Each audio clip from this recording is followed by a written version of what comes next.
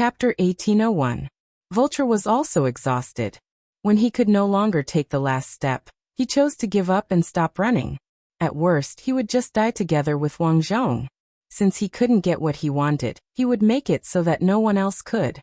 When Vulture turned around to face Su Yin in a frenzy, Su Yin happily followed up with an uppercut. Vulture's lower jaw was viciously smashed with an eagle soars the sky, causing Vulture to fall backwards. When Vulture got up again, Su Yin once again flew in front of him and locked Vulture's throat. At this moment, Su Yin really wanted to kill Vulture. However, Vulture's expression was so strange. It was as if he was hiding something, or as if he was fearless. It was as if he had gotten what he wanted. One of Vulture's hands had been crippled by Su Yin. He couldn't resist at all. However, he had a cold smile on his face and showed no signs of remorse. I set up an email. If I don't cancel it in 3 days, it will automatically be sent to many people. The content of the email is about the secret of Paboyo and that girl. Haha. Su Yin, although I failed, I won't let you live comfortably. Have you ever thought about what will happen if this secret is spread to the world? Vulture, if you do this, you know very well what kind of riots it will cause. The consequences will definitely be a disaster for the world. Are you crazy? When Su Yin heard this, he was stunned. If what Vulture said was true, then the world would go completely crazy. Blood war, everything he didn't want to see would happen. I'm already a dying man. What happens in the future has nothing to do with me, right? Vulture said. It doesn't matter what happens. The more chaotic it is, the more it will show my influence on the world, right? You Huaxia have an old saying. Everyone has to die. It can be as important as Mount Tai or as light as a feather. I think I'm more suitable to be the one who is more important than Mount Tai. Despicable. Su Yin had no way to deal with Vulture. I'll let you go and you cancel the email. This condition is enough, right? Ha ha ha ha, let's not talk about this now, Vulture said. If you had used a little more force just now, I would have died right in front of you. Do you still have the chance to tell me this? I'm afraid there's none left, right? Su Yin bit her lower lip.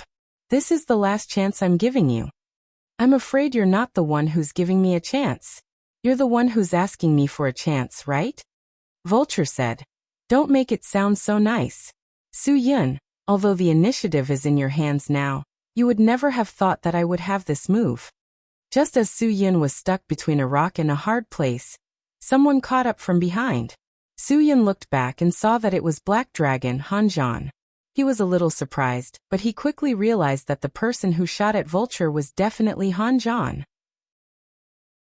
When the news that Yumarin and Guoguo were in trouble reached Wan Guangxiao immediately arranged for Han Zhan to come out and help and secretly protect them. When Han Zhan arrived at Qingdao, Su Yin had already gone to Suang. All the information Han Zhan knew was obtained from Yumarin and Lin Ge. The first thing Han Zhan did when he arrived at Suang was to contact the police station. At this time, the police and special forces were already busy.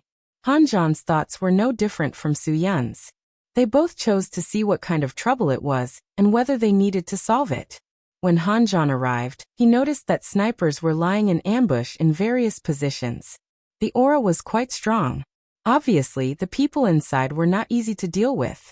Just as Han Zhan was about to sneak in, he saw a familiar car. That's right. Su Yin had driven this car to the brigade before, so Han Zhan remembered the car's brand and license plate number very clearly. After seeing this car, he realized that Su Yin must have sneaked in. Originally, Han Zhan's first choice was to sneak into the mall to find Su Yin, but later, he didn't know what to think. He felt that it was better for him to stop them from the outside. The intuition of a special forces member was definitely not a joke. Han Zhan's judgment was correct. If he went in, he would be helpless like Su Yin. It was better to attack from a distance and help Su Yin. The person just now was you? Vulture sneered and looked at another master who appeared in front of him. You've caused me so much trouble. Do you know how many things are in my car? Boss, you better not listen to what he said just now. Han Zhan said. When people are forced into a corner, they can do anything. This kind of sudden realization will make you completely lose your mind. That's why he said that. Boss, think about the importance of this matter. Does he dare to take this kind of risk? Does he dare to take this kind of risk? Su-Yin was slightly startled. Yes, does he dare to? This was not something to joke about. If he forgot about this email and directly sent it out, wouldn't he be asking for trouble? This was not something to joke about. It's up to you to believe it or not. Anyway, I have nothing to worry about. Vulture said. Let me go. I can cancel the email. Even if it's fake, you have nothing to lose. But if it's real, if you don't let me go, how exciting will it be? Even if I'm in hell, I'll open my eyes and watch. Vulture, you're really despicable. Su-Yin, as expected of an experienced mercenary, you can't understand these psychological warfare at all. Faced with this kind of choice, Su-Yin did not have the courage to gamble at all. The price was too high, really too high.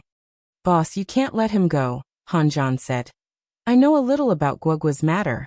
He definitely won't dare to say such things.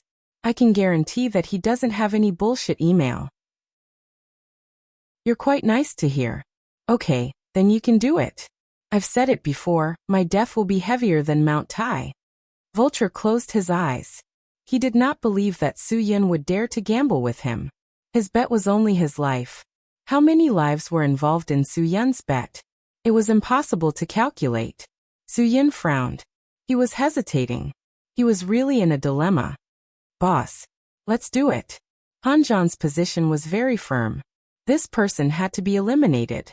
He definitely did not believe in this person's nonsense. They were very clear about the cunning of mercenaries. Their mouths were full of lies, and there was no way to make people believe them easily. In the end, Su-Yin still could not do it. It was rare for him to be so indecisive. Even if it's true, we can still find Matthew. Let Matthew crack it. Crack his email and find out if this matter is true or not, Hanjan said. I have so many emails, can you find them? Vulture was also a little jealous.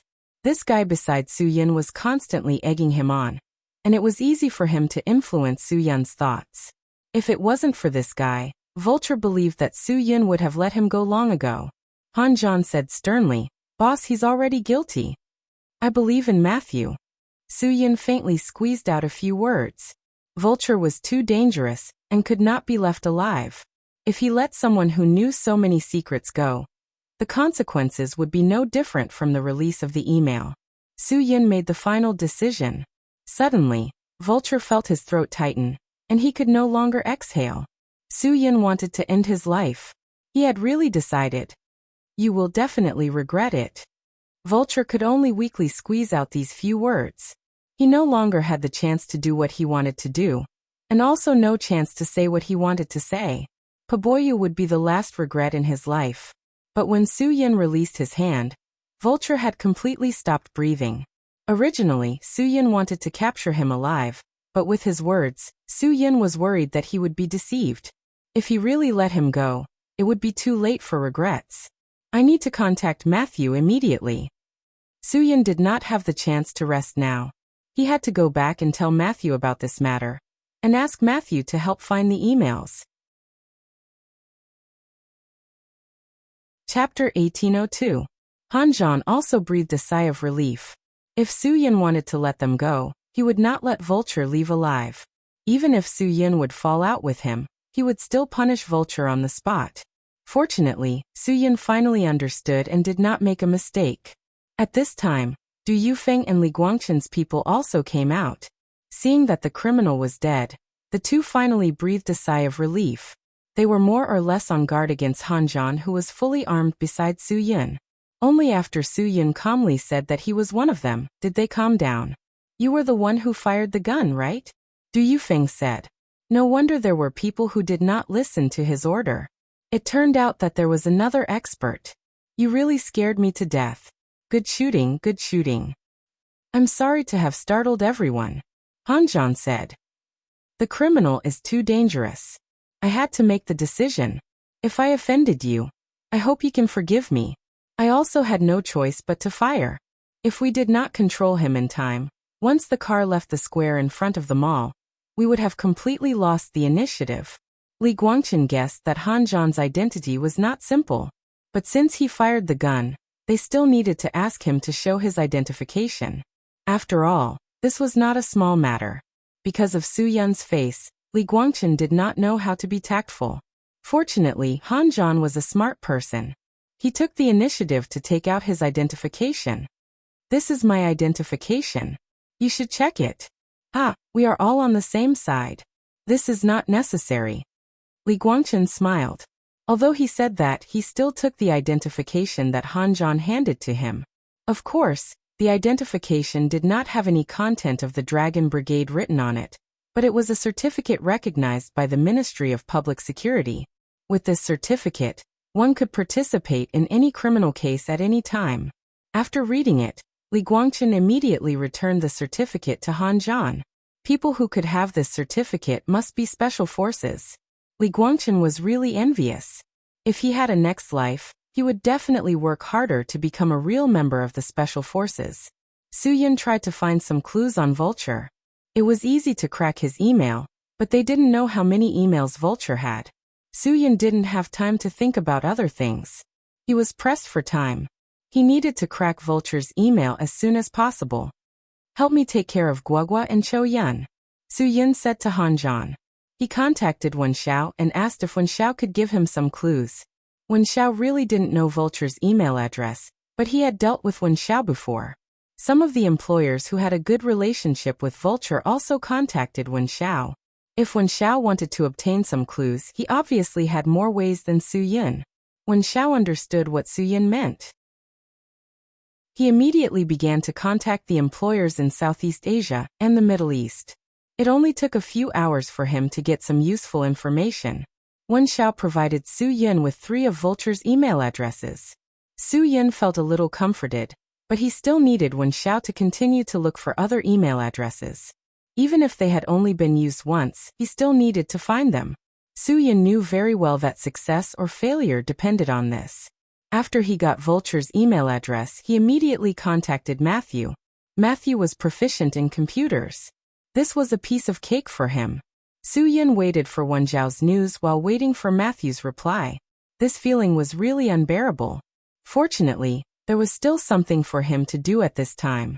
When he met up with Cho Yun and Guogua, Guogua secretly ran to Su Yun's side and whispered in his ear, "Dad, I left Poboyu in the cemetery and buried it with soil. When should we go and get it back?" In the cemetery? Su Yun was stunned. After he came to Swang, he went to the cemetery, but he didn't find anything. Moreover, there was no Poboyu in the police evidence room. Su Yun was a little surprised. Could it be that he didn't find the right place? "Let's go now," Su Yun said without hesitation. Poboyu was too important.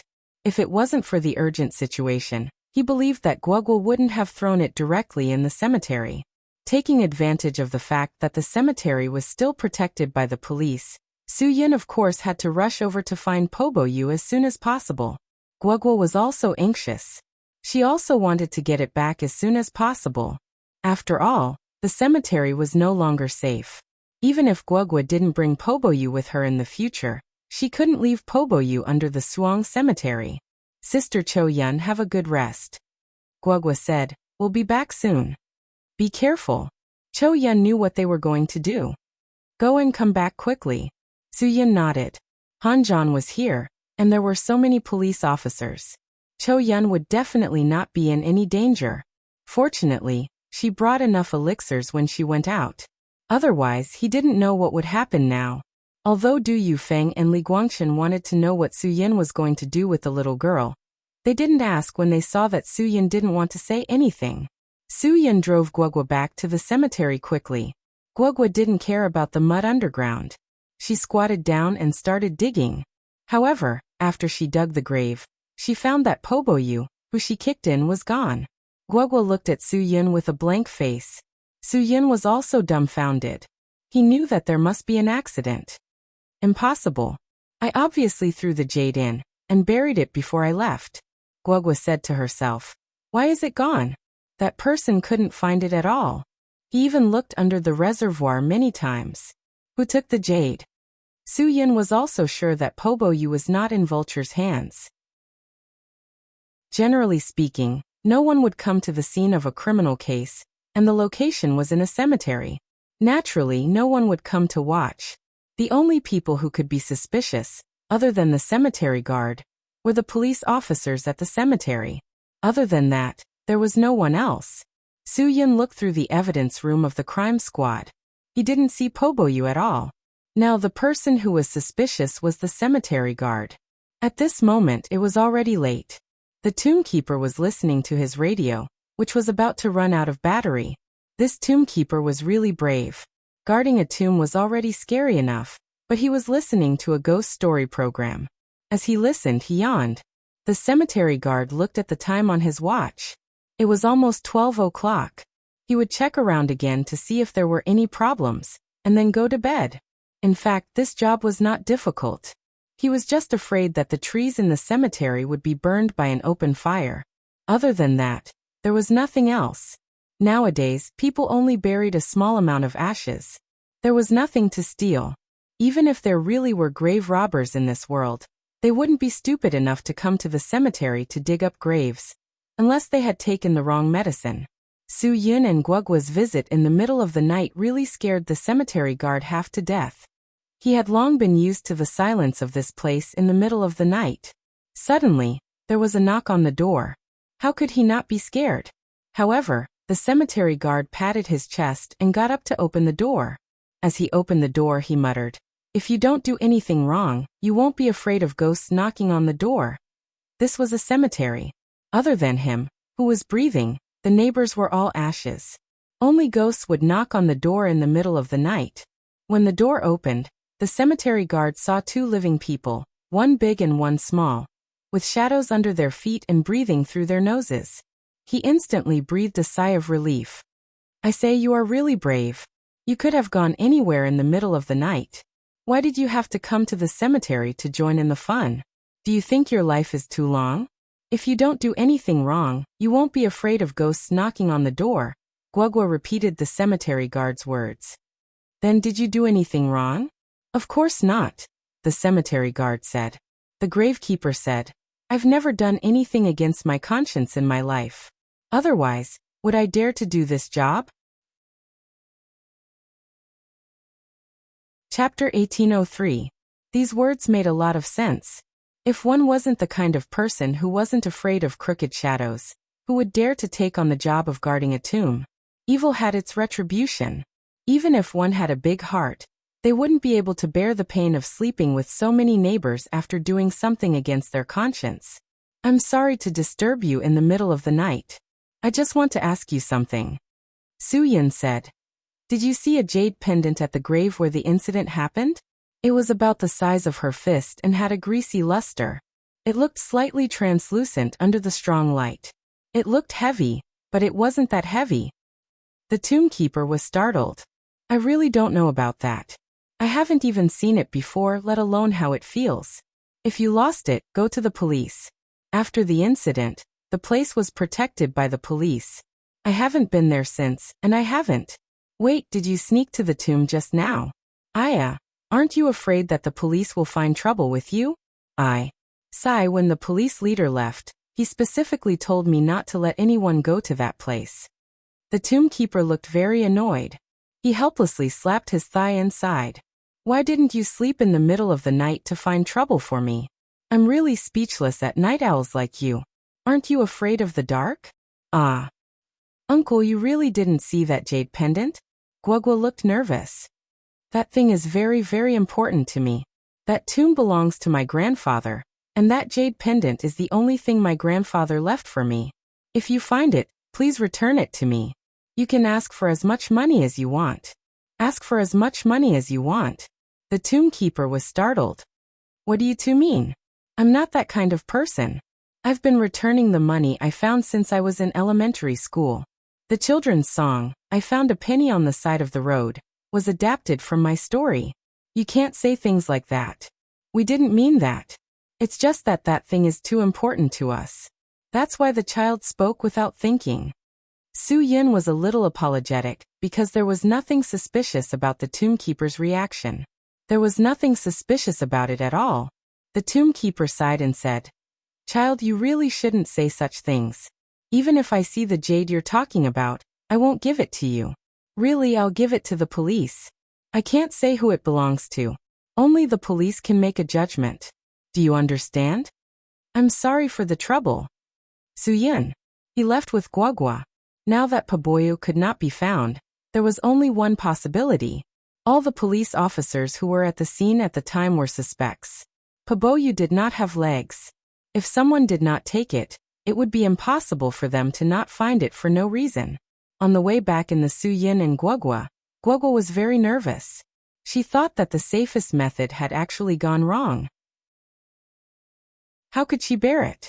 Fortunately, Suyin kept comforting her, telling her that things would be resolved. He told her not to be anxious. After returning to the city, Suyin did not have time to consider that Du Yufeng had just had a bullet removal surgery and was resting. He directly went to Du Yufeng's ward. This was the first time Du Yufeng had been shot, and it was a penetrating gunshot wound. After the remaining shrapnel in the wound was removed, the hospital quickly gave him anti-inflammatory and antiviral treatment. Once the wound became infected, it would be really painful. Although he was injured, Du Yufeng's heart was not that sad because the case was closed. If that bastard ran away, it would be really troublesome. Just as Du Yufeng was rejoicing in his heart, Suyin appeared. Without waiting for Du Yufeng to ask, Suyin went straight to the point. How many police officers were at the cemetery? Were there any temporary workers? Du Yufeng was stunned. He did not understand what Suyin meant. No, those who went to solve the case were all professional police officers. What's wrong? There was not a single piece of jade in the evidence found by the police, and that piece of jade was in the tomb, Suyin said. Someone must have taken that piece of jade. When Du Yufeng heard this, he was shocked. Suyin, you can't say this carelessly. We are all police officers. If our hands are not clean, how can we be police officers? You can't say this carelessly. It will affect the reputation of the Swang police. I don't want to talk carelessly either, but after all, such an important thing can't be found. Suyin. I don't want to pursue the matter. I just want to know who took it back if possible. I can even pay a high price to buy it. You can't say this carelessly. Wouldn't that be a scam? Du Yufeng quickly shook his head. Don't be anxious. Since you suspect it, I will definitely help you investigate. Trust me, if my people took it, I will definitely find out for you. Whoever did such a shameful thing, I will directly fire them. I will not tolerate it. Those who know the trade will be able to estimate a price of at least 7 figures when they see that piece of jade. Suyin. I don't blame people who have evil thoughts. I'm not talking carelessly either. I really promise that if he returns the jade to me, I will give him a higher price than he can sell it for. Take it as my thanks to him. Du Yufeng's heart was in a mess. This matter really annoyed him. He immediately called Zhang Yuanjun and asked him to bring all the people who went to the cemetery to gather in the ward immediately. The brothers who had just finished and were preparing to go home to rest for a while had no choice but to get up again and rush to the hospital ward immediately. No one knew what had happened this time. When everyone arrived, Suyin left. When Du Yufeng brought up this matter, everyone looked at each other. They were all stunned. I remember seeing a piece of jade. Wasn't it in the evidence room? A young policeman said. He had really seen it, but when he saw someone cleaning it up, he didn't bother about it. Such an item would definitely enter the evidence room. When Du Yufeng heard this, he sneered. It looked like this matter really existed. Who is it? Touch the national emblem on your clothes. Ask yourself if you are worthy of this item. You dare to take anything, right? Do you know what evidence is? Do you know how bad it is? Not to mention a piece of jade. Even if it's a button, as long as it's evidence at the crime scene, you can't take it for yourself. This is the most basic principle that a policeman should understand. Do you still need me to say it? Under Du Yufeng's angry roar, no one present made a sound. They all looked at each other because they understood each other. How could there be such a person? One had to know that once the theft of evidence was discovered, if they couldn't find out who it was, the entire criminal police team would be implicated. I don't care who took it. Tell me immediately. It's not too late now. I won't convict you on account of our past relationship. Just write your resignation letter. Du Yufeng's words were serious enough. Everyone was stunned at once. If you want to save your face, fine. Get out and come in one by one. I'll interrogate you one by one. Du Yufeng said angrily. I don't believe that I can't find out. Let me tell you, I also investigated cases step by step. I'm not useless. Get out. Zhang Yuanjun, you're the first to be interrogated. Stay. Zhang Yuanjun smiled bitterly. Sigh. After everyone left, Du Yufeng sighed and said, They are all your men. You know them best. Who is the most suspicious? Director Du, they are all my men. I really know them, but no one is suspicious. My brothers aren't that kind of person. Zhang Yuanjun smiled bitterly. Du Yufeng shook his head helplessly. I know you aren't that kind of person. But since Su Yin said it, he must have his reasons. Do you know that the jade is worth 7 figures? This isn't a small amount. Brothers in the team, who needs money recently? No need. Zhang Yuanjun said, My brother's family background is not bad. They wouldn't do such a thing really. Chapter 1804. Alright, you can go out. Let them come in one by one. I don't believe that I can't find the reason. If it really wasn't done by our brothers, I will also show the evidence to Su Yun, Du Yufeng said. I can't let the Shuang police have stains on our faces. Absolutely not. No matter what, I need to give him an explanation for this matter. Zhang Yuanjun wanted to say something but hesitated. In the end he nodded and left the ward. Soon someone walked in. Faced with Du Yufeng's interrogation, everyone answered the questions very seriously. Du Yufeng had dealt with people who did bad things all his life, so he could tell if anyone was guilty or not. Soon a few people passed by. Du Yufeng had no clue at all. He also hoped that this matter could eliminate all the suspicions of his own people. He also did not want his face to be smeared, but his intuition told Du Yufeng that this matter was very likely done by the criminal police team. This kind of dilemma made him feel uncomfortable all over. Finally, the young criminal police officer who had said that he seemed to have seen a jade pendant at the scene came in. Du Yufeng's eyes lit up. He needed to get the most important clue. Xiaofeng, are you sure you really saw a piece of jade? Chief Du, the situation at that time was too chaotic. There were so many things that needed evidence. I only had a vague impression that I seemed to have seen a jade pendant in the mud. I also vaguely remember that someone picked it up with tweezers and put it into the evidence bag. I really didn't pay attention to anything else. I'm just telling the truth, the young Xiaofeng said. Du Yufeng frowned. He was calculating. Since Xiaofeng had only seen it, it was normal for him to have a weak impression. However, the person who took the jade must have a very strong impression. However, when he mentioned this matter just now, no one said that they had an impression of taking a piece of jade. That meant that the person who took the jade took it himself. Who was it that could take away a piece of jade pendant under the eyes of so many brothers in public? This really made Du Yufeng break his head trying to figure it out. Xiaofeng, have you heard of any brothers in the criminal police team who are a little tight on money recently? Du Yufeng said again. Think carefully before you say anything. Xiaofeng scratched his head and thought for a long time. None of us are rich. We only have that little salary. After deducting the mortgage and food, we don't have much left. Director Du, we don't have much money on hand, but it's impossible for us to have such thoughts. It's not like we're in urgent need of some life-saving money. At this point, Xiaofeng was stunned and his expression changed instantly. Du Yufeng saw that something was wrong with Xiaofeng. What did you think of? Xiaofeng waved his trembling hand. Impossible. Director Du, I'm fine. If you don't give me an explanation, I will really suspect you, Du Yufeng said coldly. He believed that Xiaofeng was not a suspect, but his expression just now was definitely because he remembered who was the most suspicious in the criminal police unit. There was no doubt about this. Covering up a crime is also a very serious mistake. Director Du, I was just thinking. It really has nothing to do with this. Xiaofeng lied and his ears turned red. The earlier you explain, the better for all of us.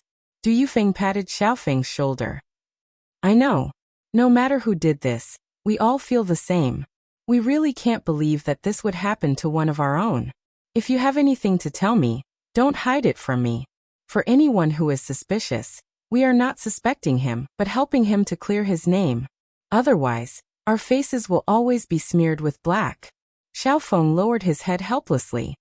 Director Du, I remember half a month ago I heard Captain Zhang call his family.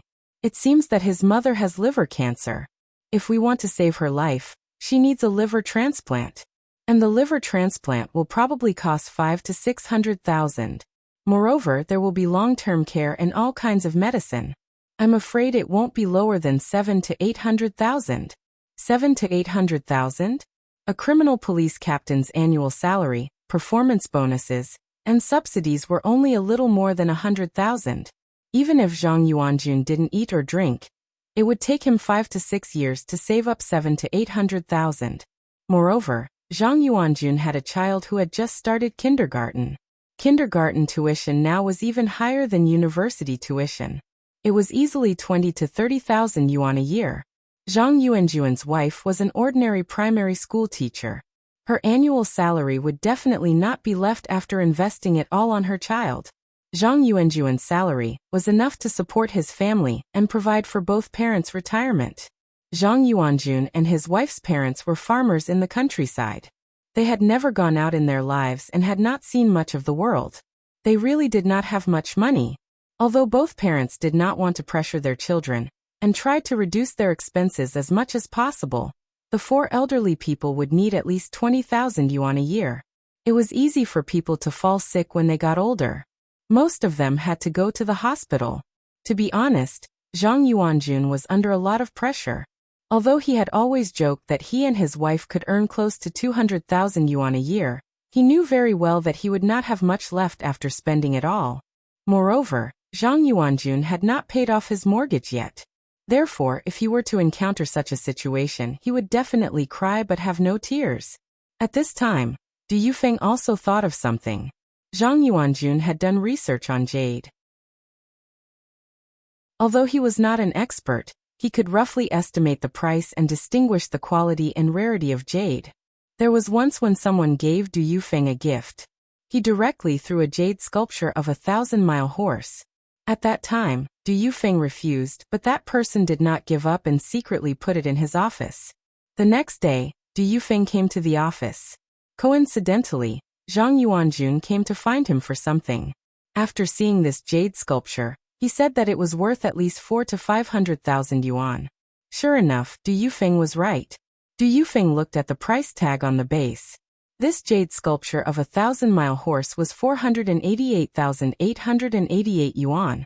Du Yufeng hurriedly sent someone to send this thing back. He said that if Zhang Yuanjun hadn't seen that it was a good thing, Du Yufeng would have thrown this thing in anger. He was quite opposed to the act of bribing and giving gifts. It can't be.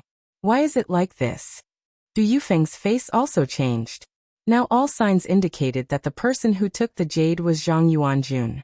This was Du Yufeng's most trusted person. Du Yufeng thought about how Zhang Yuanjun stuttered when he first asked him to stay. Du Yufeng became more and more suspicious. Call him in, Du Yufeng said with a calm face. Xiaofeng had an awkward look on his face. Director Du, is there a misunderstanding? Although this matter is a bit suspicious. But Captain Zhang, go. Du Yufeng said. Xiaofeng had to lower his head and go out to call Zhang Yuanjun back again. Zhang Yuanjun entered the ward and saw Du Yufeng's gloomy face. He was silent at that moment. Du Yufeng also looked at him without saying a word. He could not believe that the person he trusted would do such a thing. Such a big thing happened at home. Why didn't you say anything? Du Yufeng said faintly. In fact, as long as you said it, we would have helped you. Why did you do such a thing? How do you want me to help you like this? Yuanjun, you are really confused. Zhang Yuanjun shook his head bitterly. I really didn't want it to be like this. But the pressure is too great. I don't know why I reached my hand out to that piece of jade. I know that piece of jade is very valuable and can solve my urgent problem. My mind is blank, and there's nothing left. You are really confused. Du Yufeng said. Do you know that you are throwing away your life? Su Yun, who was in the ward next door, had been listening to the voices here. When he heard Zhang Yuanjun admit it, he finally felt relieved. As long as the jade was found, Suyin really did not care about other things. It was better if it was taken by their own people. At least it would not spread to the outside world. Suyin could not sit still anymore. He directly got up and went to Du Yufeng's ward. I will not pursue anything else. I only want the jade. I will pay for your mother's liver transplant fees. You are not inherently bad. You are just forced by your filial piety. Since ancient times, loyalty and filial piety cannot be combined. I understand. Su Yun's generosity directly touched Du Yufeng and Zhang Yuanjun. Chapter 1805.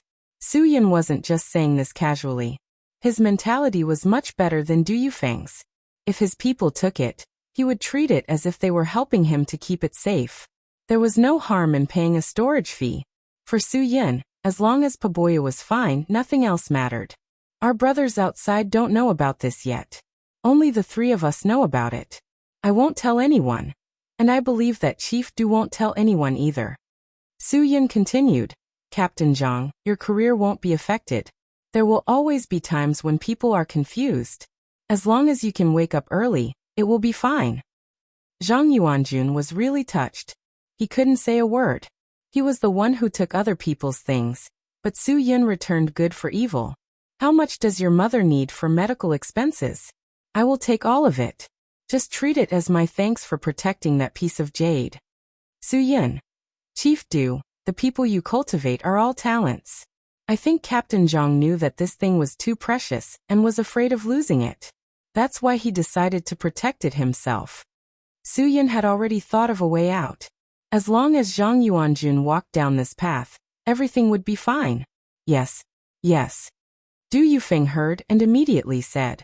He really didn't want Zhang Yuanjun's life to be ruined, because of a moment of confusion.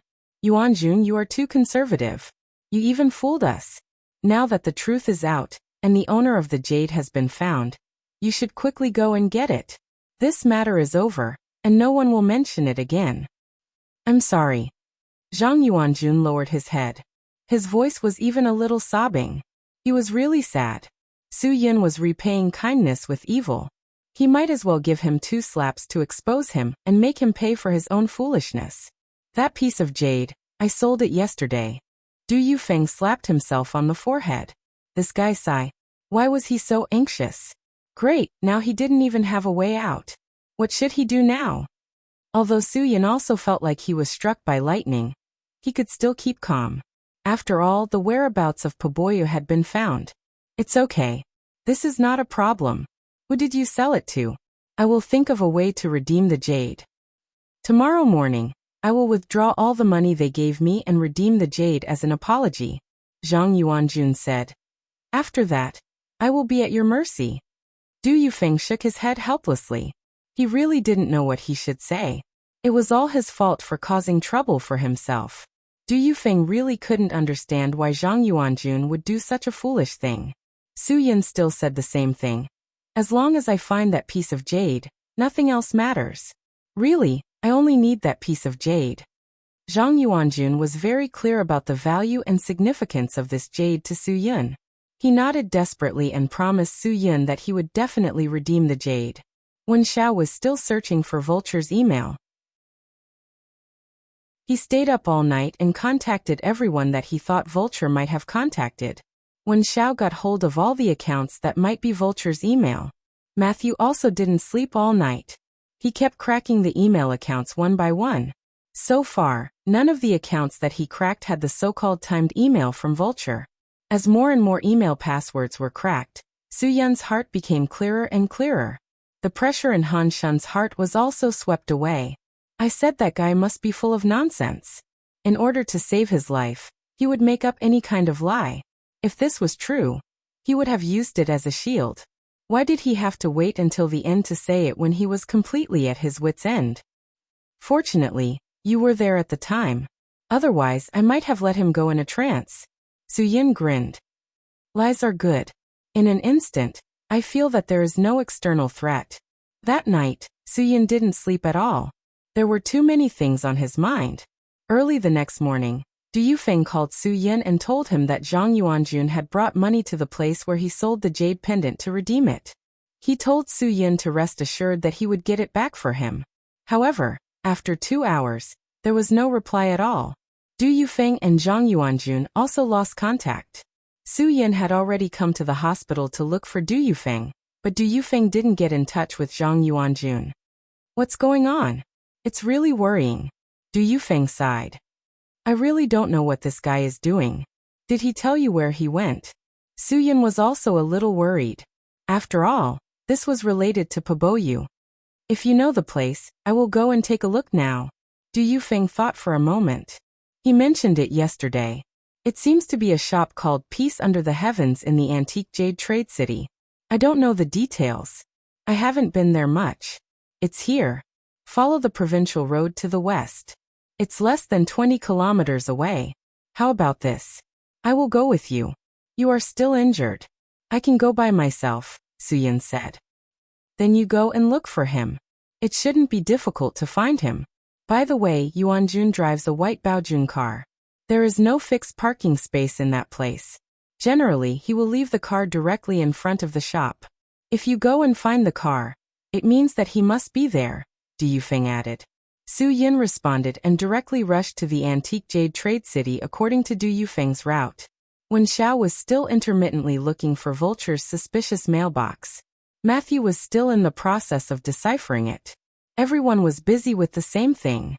Along the way, Su Yin drove very fast. 20 minutes later, they arrived at the antique jade trade city. This place was really not small. It was a 2-story building with antique style. It was densely packed with small antique houses. Cars were parked in a mess on the crisscrossing roads. Some drivers were so bad that they did not consider whether other people could pass when they parked. Su Yin went around the road slowly. Most of the cars parked on the road were above the level of luxury cars. Audi A6, BMW 5 Series and so on were the most common. Finally, a white Baojun came into Su Yin's sight. It was not easy to see a domestic car in a situation where there were so many good cars. Presumably, those without money wouldn't be able to afford to play with these things. Su Yin parked the car behind Zhang Yuanjun's Baojun. He got out of the car and looked up. That's right. It was a black plaque with big gold words, Wutianxia. The boss of the shop saw a Qian parked in front of his door. He quickly put down the teacup in his hand and grabbed the Yushi cigarettes on the table. After thinking for a while, he threw the Yushi cigarettes back. He took out a box of soft Zhonghua cigarettes from the drawer and stood up with a smile to welcome the customer at the door. Luxury cars represented big business. This was the most basic principle. Boss, you are here. The boss of this Wutianxia jade shop looked quite unique. His head was quite big, and he did not have much hair. His eyes were like 2 bells, very big. Come, have a smoke first. Su Yin waved his hand to indicate that there was no need.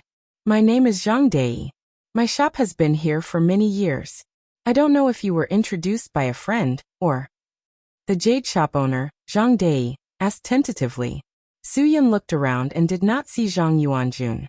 He said perfunctorily, I am just looking around.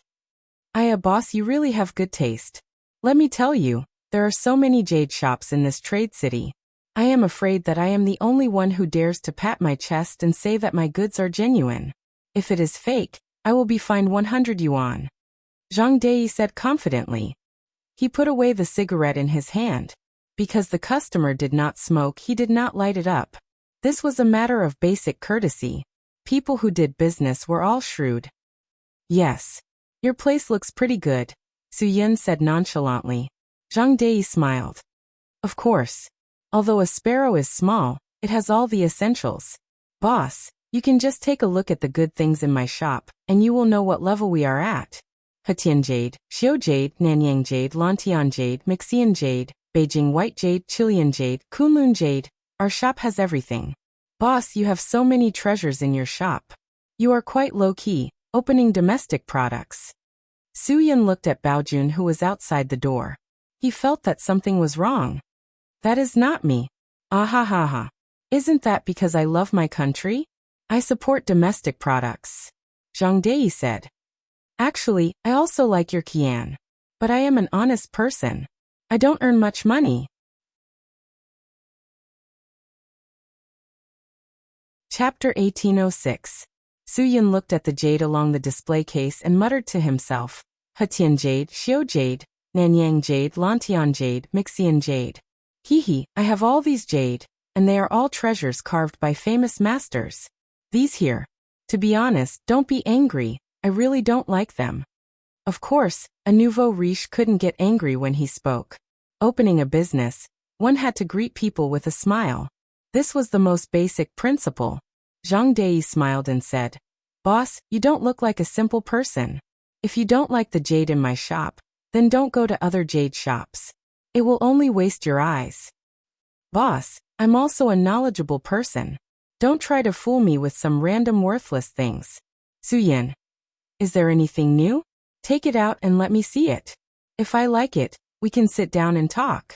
As long as it's good and I like it enough, the price is not a problem. Oh boss, look at my brain. I misunderstood what you said just now. Zhang Dei said, in my eyes these goods outside are all good jade toys, but at your level, these things really can't enter your eyes. My fault. I like novelty. Even if this jade is not famous and no one can name it, as long as it's good enough, I like it. Su-yin said lightly. Pobo jade was so rare that it was almost extinct. Ordinary people couldn't tell what kind of jade it was at all, but knowledgeable people knew that it must be good jade. Zhang Dei was slightly startled. Boss, your taste is really unique. How about this? Please wait a moment, I'll bring you something good to look at. A few minutes later, Zhang Dei took out a treasure from the safe in the inner room. Boss, look at this. The best quality Nanyang jade. A 9-dragon jade carved with a ratio of 1 to 100. Can I take out this treasure now? A friend of mine asked me to buy it for him. It's really expensive. Not cheap. Su-yin shook the car key in his hand disdainfully. This thing is really not rare. I have a bigger 9-dragon jade carved with a ratio of 1 to 75. Your 9-dragon jade annulus is only worth the price of my carriage. It's not good enough. Oh hey, did I really meet a rich man today? Zhang Dei was ashamed of his ignorance, but he was happy in his heart. Boss, you have such good taste. Let me show you again. If you still don't like it, then my shop is open for nothing. I'm going to get the treasure of my shop. Take it. I'm just afraid that you won't stay in your shop. Su-yin. It's best if you give it to me directly. Zhang Dei was really going all out this time.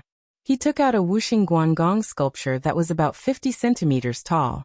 The jade was exquisite and translucent, and the carving was lifelike. It was definitely the work of a master sculptor. This thing was very precious, and Zhang Dei would definitely not sell it for less than 5 million. Boss, how is it? Zhang Dei said proudly. Su-yin sized up this guanyu. It's really not bad. Even he, who didn't know much about jade, could see that this thing was good. This is not bad. Good job, boss. There are really some good things in your shop. Boss, you really have sharp eyes. Zhang Dei said. What price can you give me? It's your thing. Of course you can name the price. Su-yin smiled. It's hard for me to say.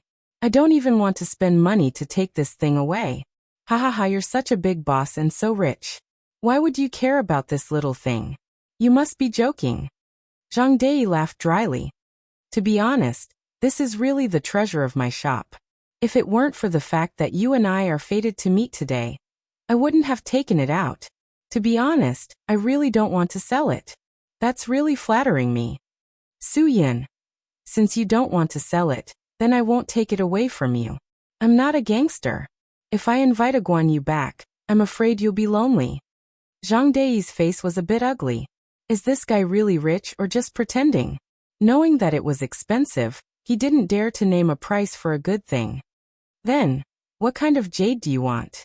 I don't care about the size of things. Jade doesn't care about fame. Su-yin. It's best if it's handheld. I like that kind. Zhang Dei started to show a bit of impatience towards Su-yin. I don't want a famous jade.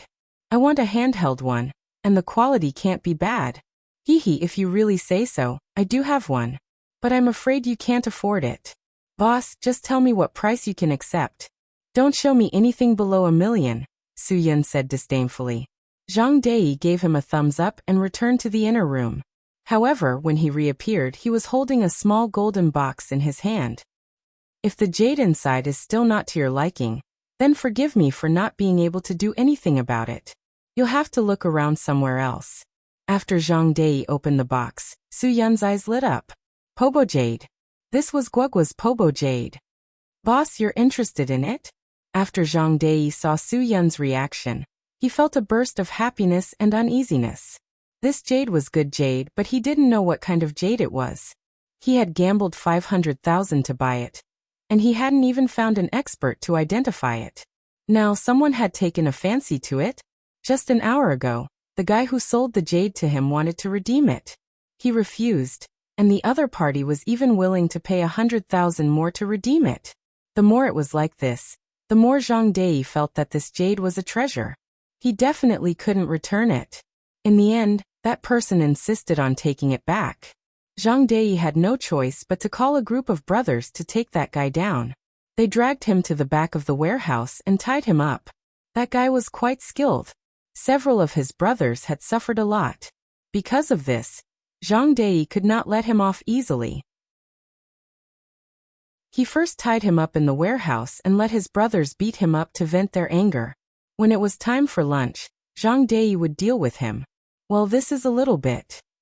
Su Yun reached out his hand. Zhang Dei took the box away. Boss, you've seen a lot of my treasures. This time give me a price. Otherwise, how do I know if you're sincere? You know, although I'm a small businessman, these things are still treasures. Su Yun stared. I've already said, I don't look at things below 7 figures.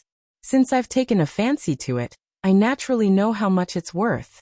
But if you don't let me feel the quality of this jade, how can I give you a price? If it's worth 10 million, I'll give you 1 million. Can you accept it? 10 million, 1 million. Zhang Dei's heart was blooming with joy. No matter what, he had at least doubled the price of this piece of jade. Moreover, this guy was rich. With his skills, he would definitely be able to get him to pay a few times more. Boss, I'll let you feel its quality. Even if you don't want it, we can still be friends in the future. It wasn't easy to get this jade. The story is bizarre. Zhang Dei saw that Su Yun really liked this jade, so he handed the box over. Su Yun picked up the Pobo jade, and immediately felt a warm current in his heart. This definitely couldn't be faked. What story? How bizarre. This jade was found by a friend of mine a few years ago when he went to the Jade Dragon Snow Mountain. When he found it, Zhang Dei was just about to make up a story when he suddenly froze. He saw Su Yun directly put the Pobo jade into his pocket. Wait a minute, boss. What do you mean by this? We haven't discussed the price yet, right? Su Yun spread out his hands. What's the price? I owe you, little bastard. You're playing this trick with me, right? Zhang Dei was furious. 500,000 yuan was pocketed right in front of him. Anyone would be anxious. Driving a luxurious car to play this trick? Give me the jade, and I'll give you a chance. Don't force me to make a move.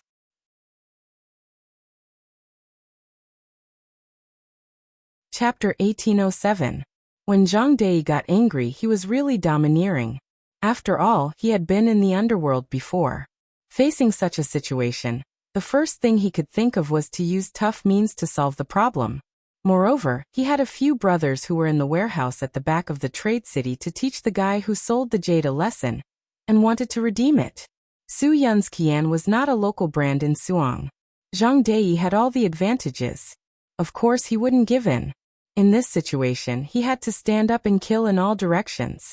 He had to directly suppress this young tycoon in front of him, and let him know that if a rich person acted pretentiously, they would also be beaten up. Moreover, this guy wanted to take the jade for free. He might even be a fake tycoon, who would really care about a few million. Buying this thing was like a child buying a toy. Boss Zhang, don't be anxious. Listen to me. Su Yun said lightly. You said that the baojun at the door is yours? Why do you care if it's mine or not? Zhang Dei said angrily. Give me the jade first. Don't talk about other unimportant things. At this time, Zhang Dei had already grabbed the weapons in the shop that were ready to fight. After all, some people who came to buy jade for fun were not kind people. If they did not have a backbone, the shop would not be able to hold on. Su Yun shook his head. This car is my friend's. This jade is also his. He sold it to you yesterday and came to redeem it today. His car is here, but he is not. But the jade is still in your hands. What do you think I should do? Zhang Dei's face twitched. So they were in cahoots. A friend, right? Well, I will bring you to see your friend soon. You are the one who went back on your words. You came back to redeem what you sold. That can't be done. That is against the rules. It's fine if I give you the money. Su Yun. We are all here to make a living. It's better to have less trouble. Don't worry about anything. Take a step back and you will be fine. I have to thank you for finding the jade in your hands. So, I will give you a way out. Let my friend go. And we will be even. What a joke. Why should we be even? Zhang Dei said. Take away my 500,000 taels. I can do a lot of things in 2 days. If I invest my 500,000 taels in a stock that doubles, I can turn it into 1,000,000 taels. You took away 500,000 taels from me for 2 days, then give me 600,000 taels for the jade. I'm not a pawn shop, where I can mortgage and redeem whatever I want. Regardless of the quality of the items I receive, I'll accept them myself. But don't even think about taking it back. The more Su Yun wanted to take away the paboyu, the more Zhang Dei felt that this thing was valuable. No matter what, he could not let anyone take it away. You can say whatever you want. You're forcing me to buy and sell. That won't work on me. Hurry up and take me to my friend. Su Yun said. I'm very busy. I don't have time for you. F***ck off. Zhang Dei shouted angrily. He raised the steel rod in his hand and smashed it down on Su Yun's face. His attacks were steady, accurate, and ruthless. It was obvious that he had been a fighter before. Su Yun did not even dodge. He met Zhang Dei's steel rod with a punch. Zhang Dei felt a numbing pain in his hand. He no longer had the strength to hold the weapon. With a clank, the steel rod fell to the ground. At this time, Zhang Dei's wife heard the noise from the second floor and came down. 2 incidents had happened today because of this piece of jade. In her eyes, this thing was really a disaster. It was not a famous piece of jade. It was not certain if it was worth that much money.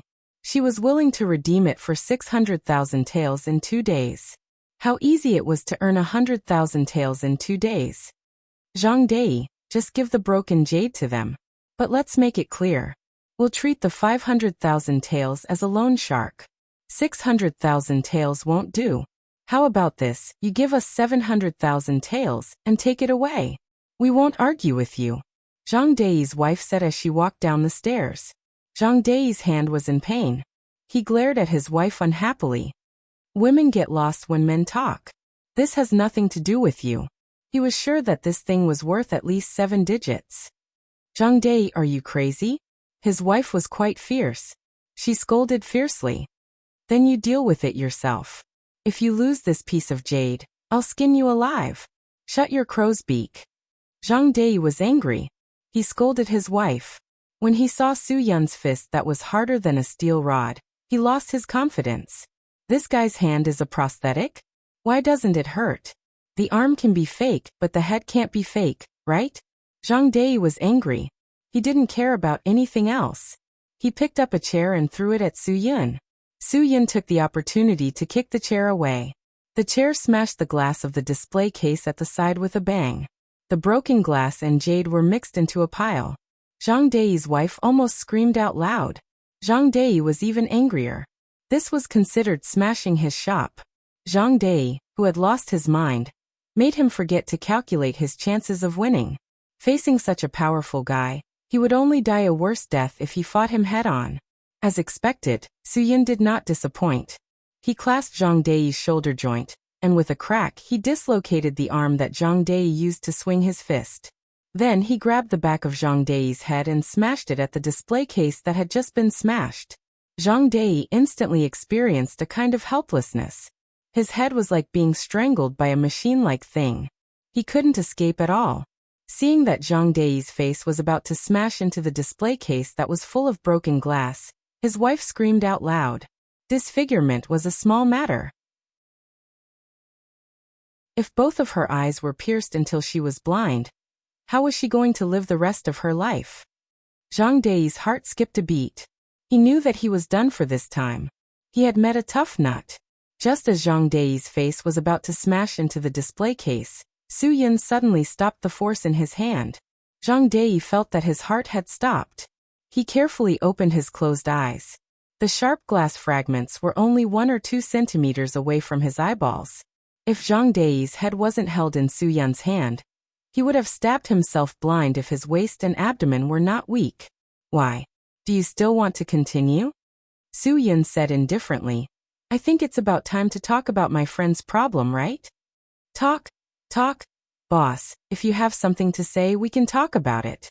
I'm just trying to make a living with my family. Only my eyes are useful.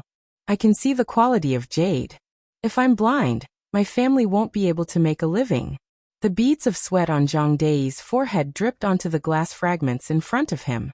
The sweat stains splashed into his eyes, making him feel sore and numb. Su Yun wasn't an aggressive person. Zhang Dei had already given in. When Su Yun pulled him up, Zhang Dei's legs turned to jelly. Just now, it was like walking around the gates of hell. Without waiting for Zhang Dei to react, Su Yun directly connected his dislocated arm with a click. Although Zhang Dei wanted to curse in pain, he still held it back. He didn't know the origin of this young master. He really didn't dare to provoke him. I'll take you to meet him now, Zhang Dei said. Jade. I don't want the jade. Just treat it as making friends. He, 500,000. I won't take a penny more from you. Zhang Dei's wife almost fainted from anger. If the jade was returned earlier, she could have gotten 100,000 in 2 days. What about now? She couldn't get a penny, and she was almost beaten to a pulp. The booth had also been damaged. This was really a money-losing product. Su Yun didn't want to cause too much trouble. As long as he got the Pabo jade and met Zhang Yuanjun, it would be fine. He took out a few bills from his wallet and put them on the unbroken booth. Scratch a few pieces of glass and fix it again. I won't help you with the cleaning. Boss, look at what you said. I asked for it. Zhang Dei didn't dare to say anything. The other party had completely overwhelmed him, and he could still be so polite to him. It was really benevolent. Zhang Dei's wife didn't dare to talk nonsense. She came over to take the money and began to clean up the mess. Zhang Dei took Su Yun to the warehouse at the back to meet Zhang Yuanjun.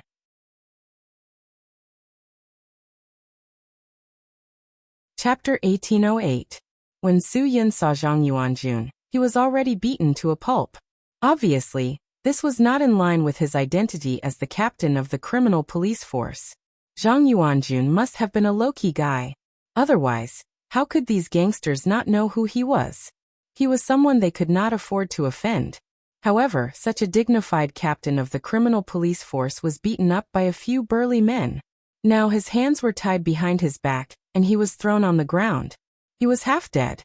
The weak movement of his body told others that he was still breathing. Otherwise, people would really misunderstand. When the burly men saw Zhang Dei, they all stood up and called him brother. Their eyes were curiously looking at Su Yun. Hearing that someone was coming, Zhang Yuanjun on the ground did not react at all. It seemed like he really did not have any strength to fight back. Quick, help that big brother up, Zhang Dei said anxiously. He was panicking, really panicking. If Su Yun saw his friend being beaten up like this, would he have a good ending? He could not help but curse. How can you bastards be so cruel? Are you crazy? The brawny thug scratched the back of his head inexplicably. Brother, you were the one who said that we should beat him to death. I was worried that we weren't ruthless enough. How can you blame us for being too ruthless? You were the one who said it. Get lost, Zhang Dei said impatiently. Quick, help him up. When Zhang Yuanjun heard the fierce-looking shop owner's sudden change in attitude, he was puzzled. Just as he was wondering what had happened, Su Yun's voice entered his ears. Brothers, you're not bad. You really have guts. You really dare to touch anyone. Su Yun smiled slightly. Do you know what the person you beat up is? Zhang Yuanjun did not know if it was because he was afraid of losing face, or if he was afraid that the news of him selling jade and his identity would spread. He could not help but turn his head to look at Su Yun. He said anxiously, Su Yun, don't. You don't want me to say it? Su Yun shook his head helplessly. You are really stubborn. If you had told them your identity earlier, even if you lent them courage, none of them would have dared to touch a single finger of yours, right? Zhang Yuanjun furrowed his brows in pain. He really felt that he was too ashamed to reveal his identity. When the two of them spoke, the few burly men were dumbfounded. Did these two know each other? Then why is this pretty boy, compared to them, Su Yun is white and handsome, standing together with Zhang Dai? Brother Zhang, what's going on? The most muscular one among them glared. Are they the reinforcements that the kid on the ground asked for? Brother Zhang, you don't have to go that far, right?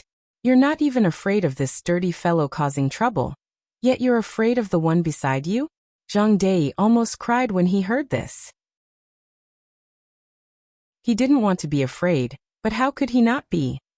They weren't even on the same level. If you don't want to die, then King, shut up. Shut up. Let him go. Brother Zhang, we brothers are definitely not doing this for free. Since we've taken their money, then we have to do this for them. The most muscular one said, Brothers, show us your true strength. Let this gigolo know what it means to be afraid. Don't worry, brother. I'll do it for him myself. As he spoke, the dark-skinned guy made his move. He took 3 big steps forward and raised his fist to punch Su Yun's face. But before his fist could even land, Su Yun's foot landed on his calf. The dark-skinned guy screamed. Because of the extreme imbalance of his body, he directly fell on the concrete floor. With a clang, 2 of his front teeth were knocked out. His mouth and nose were filled with a mixture of blood and saliva. A painful wail was mixed with the sound of rolling on the ground. The dark-skinned guy lost his ability to fight. Su Yun's kick had broken his calf. This was Zhang Yuanjuan's matter. Moreover, this group of people had beaten up the captain of the criminal police. So even if Su Yun beat them half to death, they didn't dare to say anything. When the muscular leader saw that his brother was crippled, of course he wasn't happy. He immediately rolled up his sleeves. The other 2 underlings also pounced on Su Yun. Su Yun didn't care about anything else. He sent one flying with a whip kick, then turned around and sent another flying with a kick. Although his actions were simple, they hurt the enemy. Without exception, all of those who were touched by Su Yun began to howl in pain with tears streaming down their faces. The leader was a little surprised. Wasn't this pretty boy a little too ruthless? With such a simple move, his underlings who were good at fighting were crippled? Usually these guys were tough. Even if they were cut by a knife, they could endure the pain of tearing the wound and give the other party a stab back. What was wrong with them today? He didn't know that among these 3 people, one had his calf broken by Su Yun, another had his ribs broken by Su Yun, and the last one had his neck whipped. In the future, he might become a crooked tree. Not to mention that he couldn't straighten his back today. He might not be able to do so in the future. How you beat my friends, I'll pay you back. That's not too much, right? Su Yun looked at Zhang Dai with a smile. I didn't do anything underhanded. They wanted to hit me. At most, I was just defending myself. I don't care about their medical fees. Yes. Zhang Dai was about to cry. He turned around and glared at the last guy who was still standing.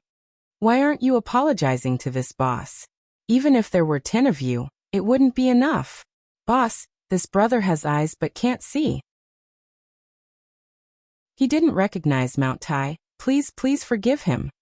The leading young man also admitted defeat. He wasn't afraid. He just felt that since he knew that the other party was unfathomable, it would be stupid to go up and die.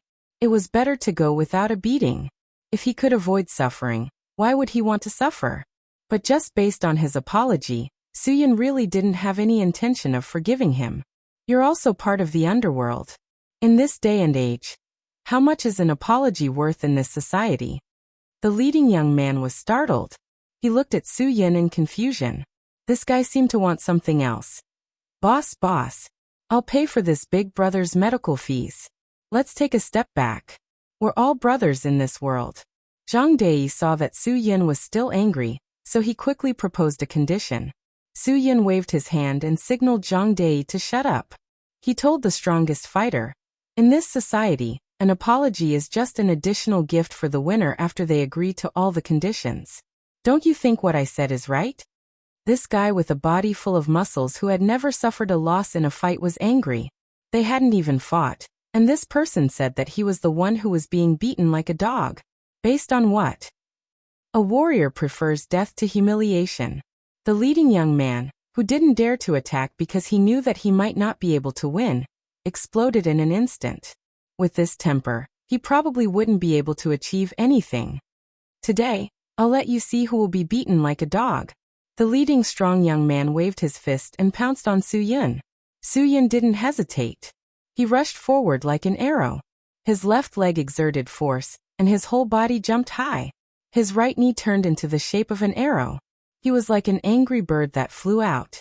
Before the guy who thought he was good at fighting could react, his face crashed into Su Yun's angry knee. The sound of bones cracking made people's hair stand on end. This guy was also sent flying with a whoosh. He crashed into the wall and fell to the ground. After that, there was no more after that. Zhang Dei's jaw almost couldn't close. He really wondered if that kid was dead. "Captain Zhang, I've helped you take revenge. Since we got the jade, let's not bother about it anymore, right? Can you still drive? If you can, let's go back." Su Yun smiled faintly. Zhang Yuanjun propped himself up with difficulty and nodded. He whispered a word of thanks. Before the two of them left, Su Yun turned around and patted Zhang Dei's shoulder. He whispered to him, "The one you beat up is the captain of the criminal police force. Be careful in the future." The two cars sped away, leaving behind a dejected Zhang Dei. "Why am I so unlucky? Why am I always bumping into such big problems?"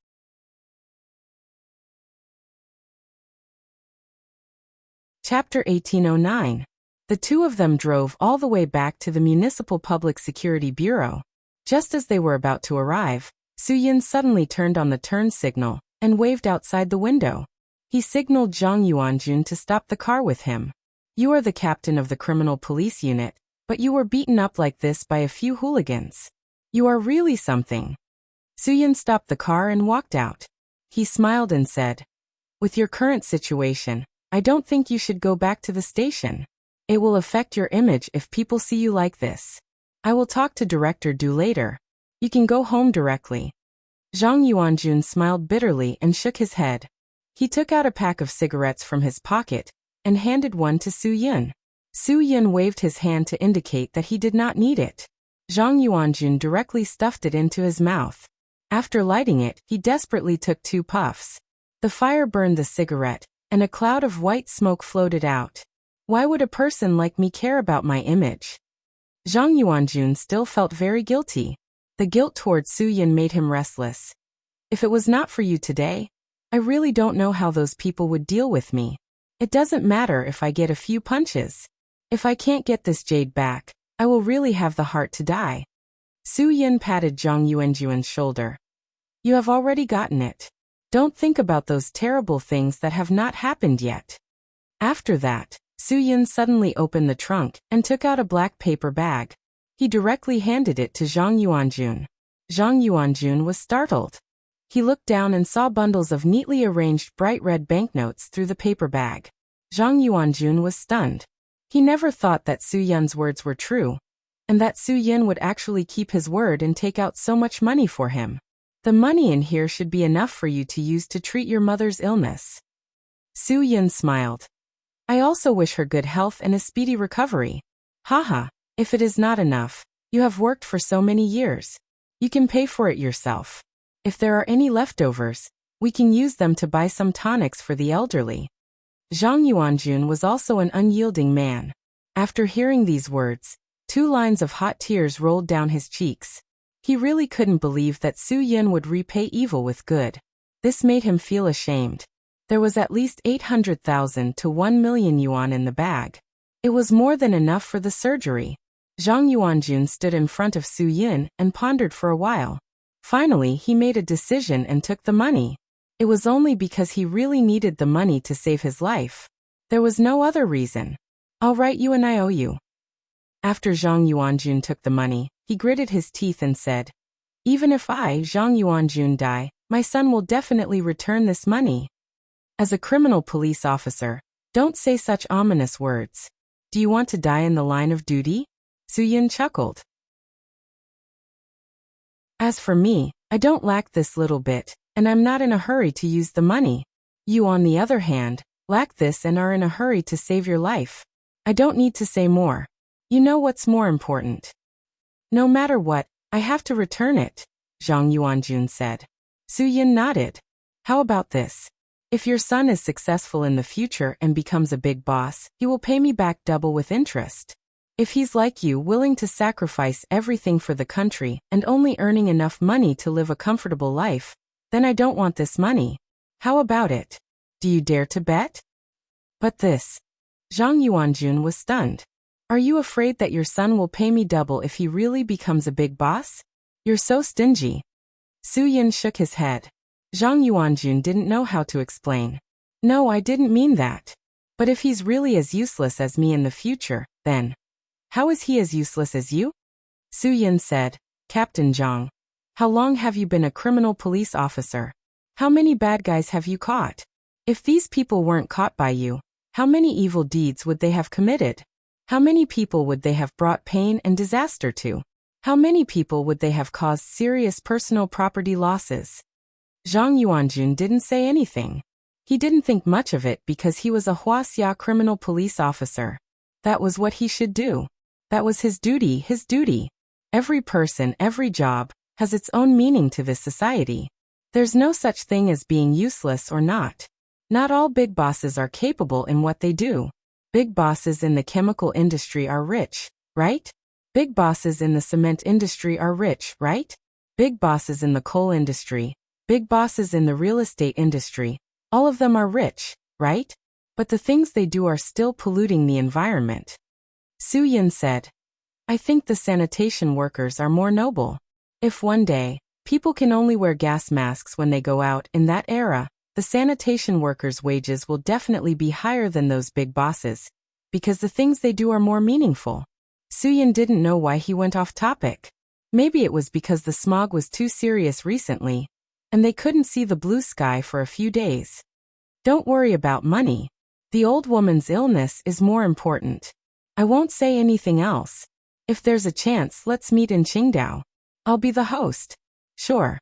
Tears welled up in Zhang Yuanjun's eyes. He was extremely emotional. His entire Zhang family would remember this savior of his.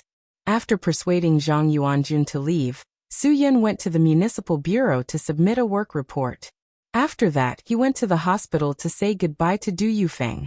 Paboya's matter was solved, so Su Yin didn't have anything else to worry about. Du Yufeng knew that Su Yin had found something, and he was relieved. Zhang Yuanjun was confused. He's not usually this kind of person. Director Du, I understand. Su Yin said. Who hasn't been confused in their life? If I had such a chance to save my mother, I would definitely do it.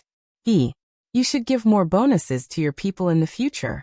It's not easy to be a criminal police officer, especially one who dares to take responsibility.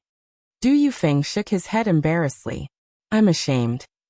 Don't pursue this matter anymore. Su Yin said. Captain Zhang is a good police officer.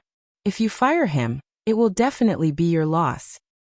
I won't pursue this matter anymore, Du Yufeng said, but he has to be removed from his position as the team leader. At the very least, he has to be criticized and educated. Otherwise, he will feel guilty in his heart. You have the final say, aha. Su Yin laughed. After leaving the hospital, Su Yin took Paboyo and rushed to meet up with Guogua and the others. Cho Yun's injury recovered very quickly. With the elixirs and her physique, it wasn't a problem for her to rush back to Qingdao with them. Han Zhang came this time to protect Guogua, so naturally he wouldn't leave her. Everyone simply packed up the things in the hotel, and then rushed to Qingdao. There were so many relatives there who were worried about them. And there was also Wen Xiao who needed Paboyo to keep his martial arts skills. The return journey was always relaxing. It was only when they were halfway through the drive that Guogua suddenly remembered that she didn't know if her family's cemetery had been repaired. Or was it that no one cared about it anymore? In fact, they didn't need to worry about this. Zhang Yuanjun had already taken care of it.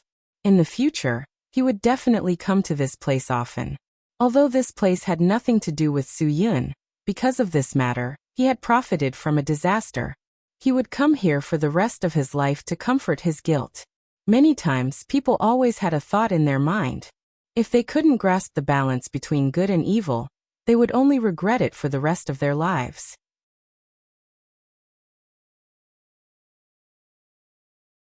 Chapter 1810. There were many primeval forests in Southeast Asia, and Goryeo Mountain was obviously one of the most inconspicuous primeval forests, but it was also the most dangerous one.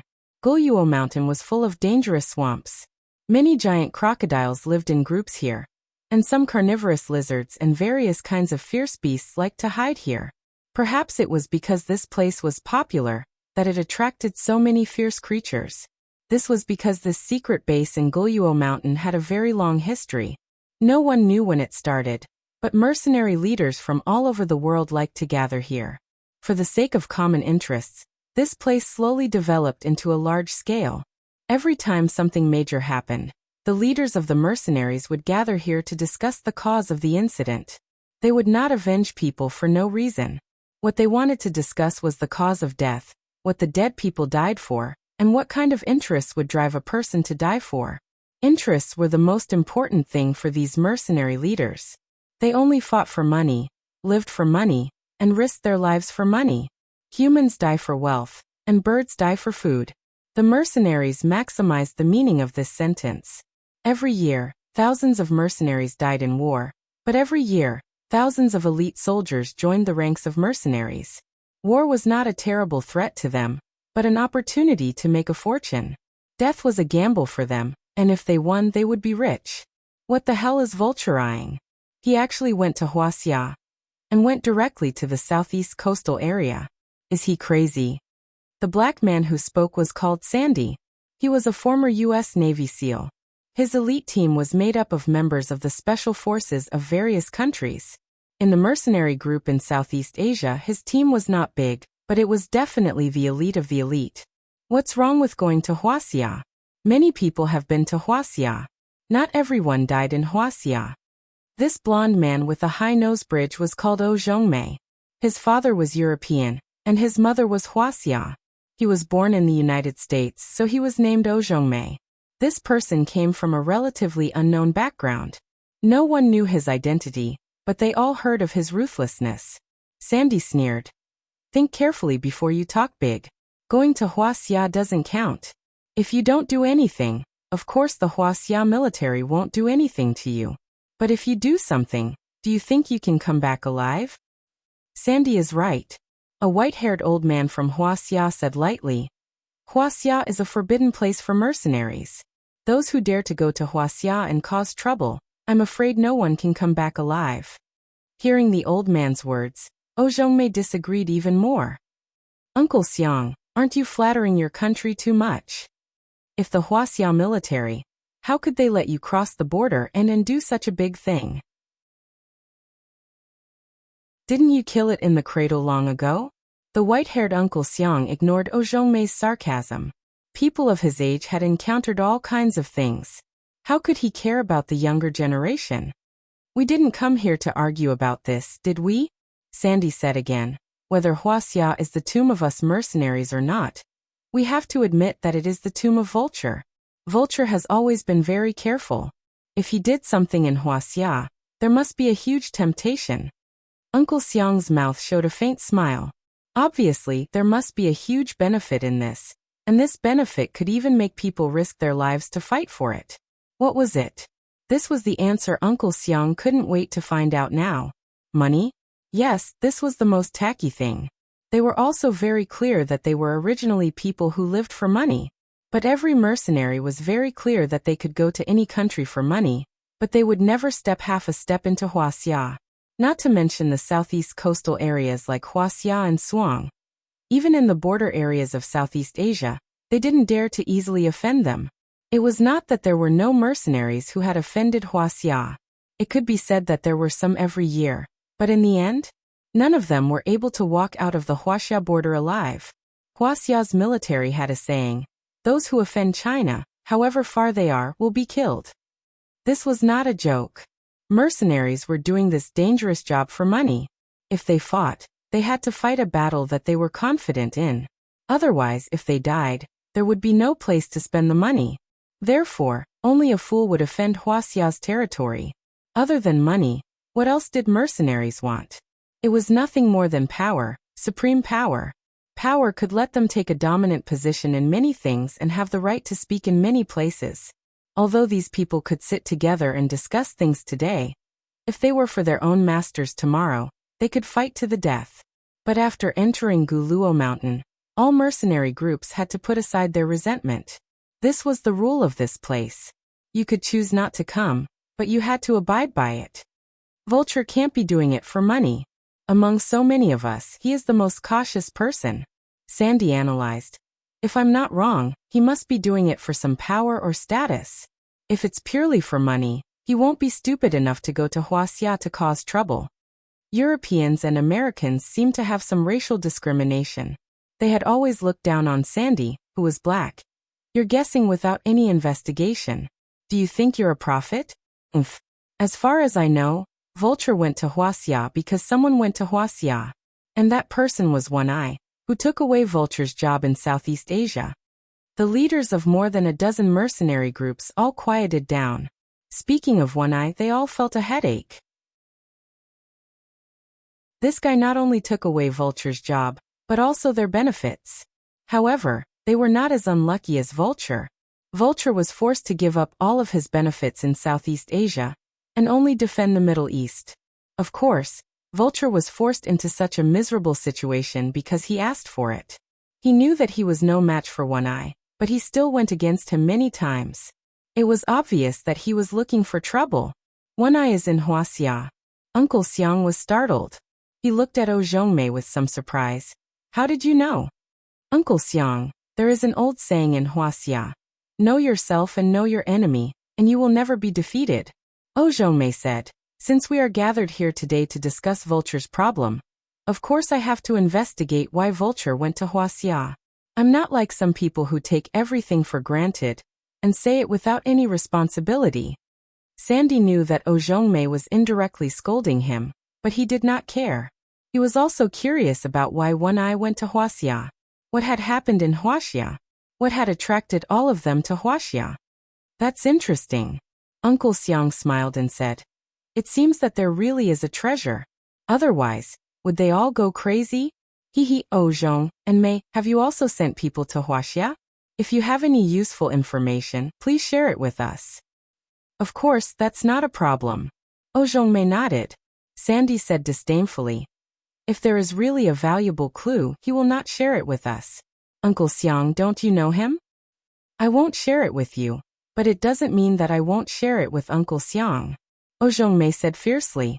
Uncle Xiang laughed and acted like a peacemaker. All right. Don't forget our principles. Once we enter Guluo Mountain, we're all family. If you share something with me, it's the same as sharing it with everyone. I'll tell everyone.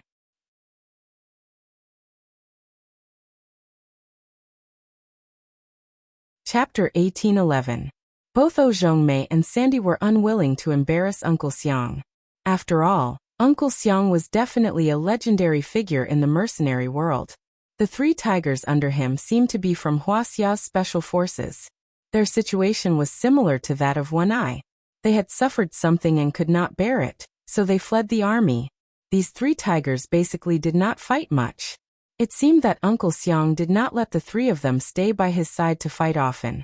However, as long as they came forward to solve the problem, there was never a problem that they could not solve.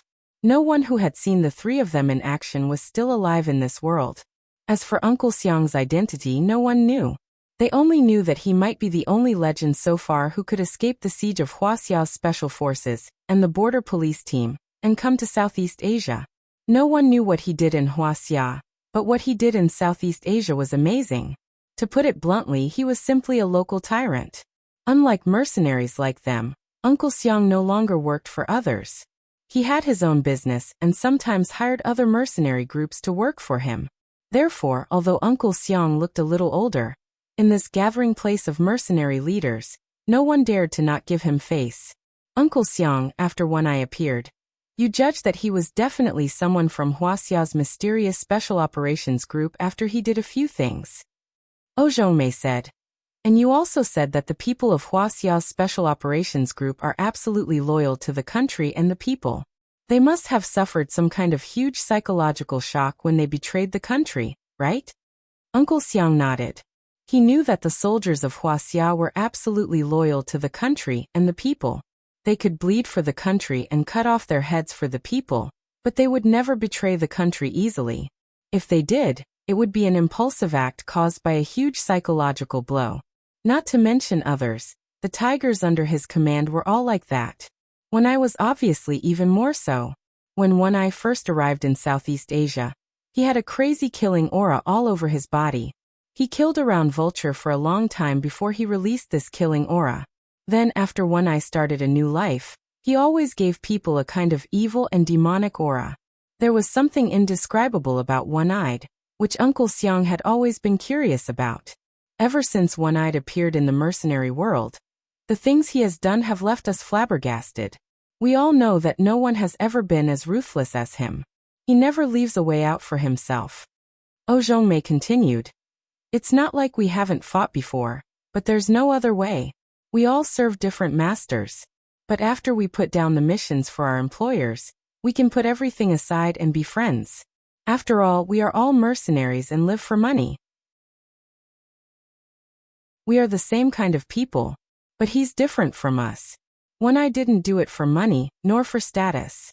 Sandy said, he killed for the sake of killing. Zhongmei rarely stood on the same side as Sandy, but this time, she had to agree. That's right, One Eye killed for the sake of killing. This is the difference between him and us. For him to suddenly return to Huaxia, I'm afraid he's going to do something that he's been suppressing. What does that have to do with Vulture? Uncle Xiang asked. One Eye will put down everything and leave alone. This is the best chance for Vulture to kill him, Sandy said. For so many years, One Eye has killed for the sake of killing. Vulture has been suppressed by him for so long. The hatred is not something that can be resolved in a short time. Vulture wants to kill One Eye. We all know this. Vulture went to Huaxia to kill One Eye, and then he died in Huaxia. Uncle Xiang narrowed his eyes. It seems that One Eye must have some secret that cannot be exposed. If we want to know the reason, I'm afraid we really need some time to investigate. Zhongmei smiled slightly. Let's start with Vulture's people. I don't believe that we can't find the reason. There must be a huge benefit for Vulture to be lured to Huaxia. Uncle Xiang also nodded. If it was just a revenge between mercenaries, even if someone died in Huaxia, Huaxia would not make such a big fuss. To kill a mercenary leader like Vulture over there, even armed special forces would not be able to do so. Huaxia must have sent special forces, and they must not be ordinary masters. What on earth did Vulture obtain to bring about such a fatal disaster? Thinking of this, a strange smile appeared on Uncle Xiang's face. In Southeast Asia and the Middle East, except for One Eye Wen Shao, he had a good relationship with almost all the mercenary leaders. He and Vulture were also in contact on a daily basis and shared benefits. Uncle Xiang quickly scrolled through his phone and found 3 email addresses. He sent them directly to one of his subordinates and asked him to find a way to crack Vulture's email and contact him immediately after he succeeded. Perhaps he could find some clues in there. If it's really such a big benefit, but the area is Huaxia, you also plan to? Sandy was stunned. The mercenaries' forbidden area. He really did not know what kind of benefit could drive him to risk his life to do something in Huaxia. Forget about you. You're so afraid of death, and Huaxia's soldiers are really not to be trifled with. Zhongmei smiled disdainfully. If you die in Huaxia, we won't help you collect your corpse. Sandy snorted coldly. You haven't fought with Huaxia's troops. You don't know what's scary. Zhongmei said confidently. Huaxia's troops have also not fought with me. I think they don't know what's scary. Sandy, you're so timid. You're really not suitable to be a mercenary.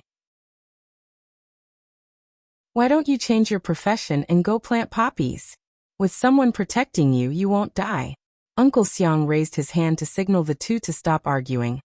Oh Zhongmei, you really shouldn't underestimate Huaxia's troops. Sandy's reminder is right.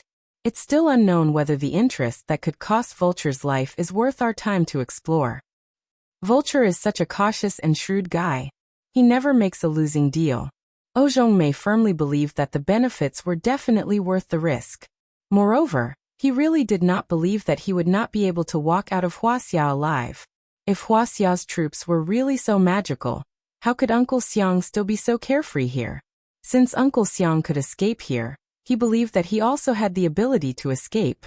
He had elite troops. If he was afraid of such a small thing, then what was the point of living in the future? Sandy, what about you? Uncle Xiang asked. Sandy pondered for a while. He wanted to say that he did not want to participate. He did not want to participate in anything that involved Huaxia. However, Oh Zhongmei's words stimulated him.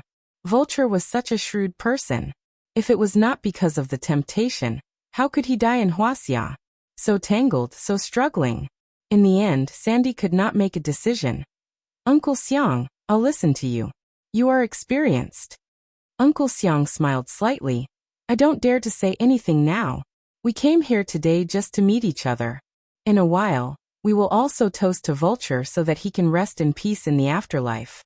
As for whether you want to go to Huaxia, I won't make the decision for you. If you want to go, I won't stop you. If you don't want to go, no one will force you. Ha ha ha, it's up to you. This old fox is really cunning, Sandy thought. No one could tell what he was thinking at all. Uncle Xiang, no matter what you think, I have to get involved in this matter. Oh Zhongmei said. If I get in your way, I'm really sorry. It's all about strength. Uncle Xiang narrowed his eyes and smiled. His words were straightforward enough. If you want to compete with him, you have to think about your own ability first. But I might not get involved in this muddy water. Ha ha ha. Even ghosts know that I cherish my old life very much. Sandy knew that it was useless to say more. He could not get any useful information by staying here. He was the first to say goodbye. Uncle Xiang, in that case I'll go first. You guys have a good chat. I won't see you out. Uncle Xiang smiled. You really don't have guts. Oh Zhongmei also smiled. You ran away before you said anything, ha ha ha. You don't have guts. If we meet on the battlefield in the future, strength will speak. Sandy sneered and left without looking at Oh Zhongmei. He thought that this guy who doesn't know the immensity of heaven and earth might die in Huaxia in a few days. There was no need for him to be angry. After Sandy left, Uncle Xiang received a message from the person who cracked the email. He looked down at his phone and stood up. Since that's the case, let's call it a day. If you want to do something, do it boldly, ha ha ha.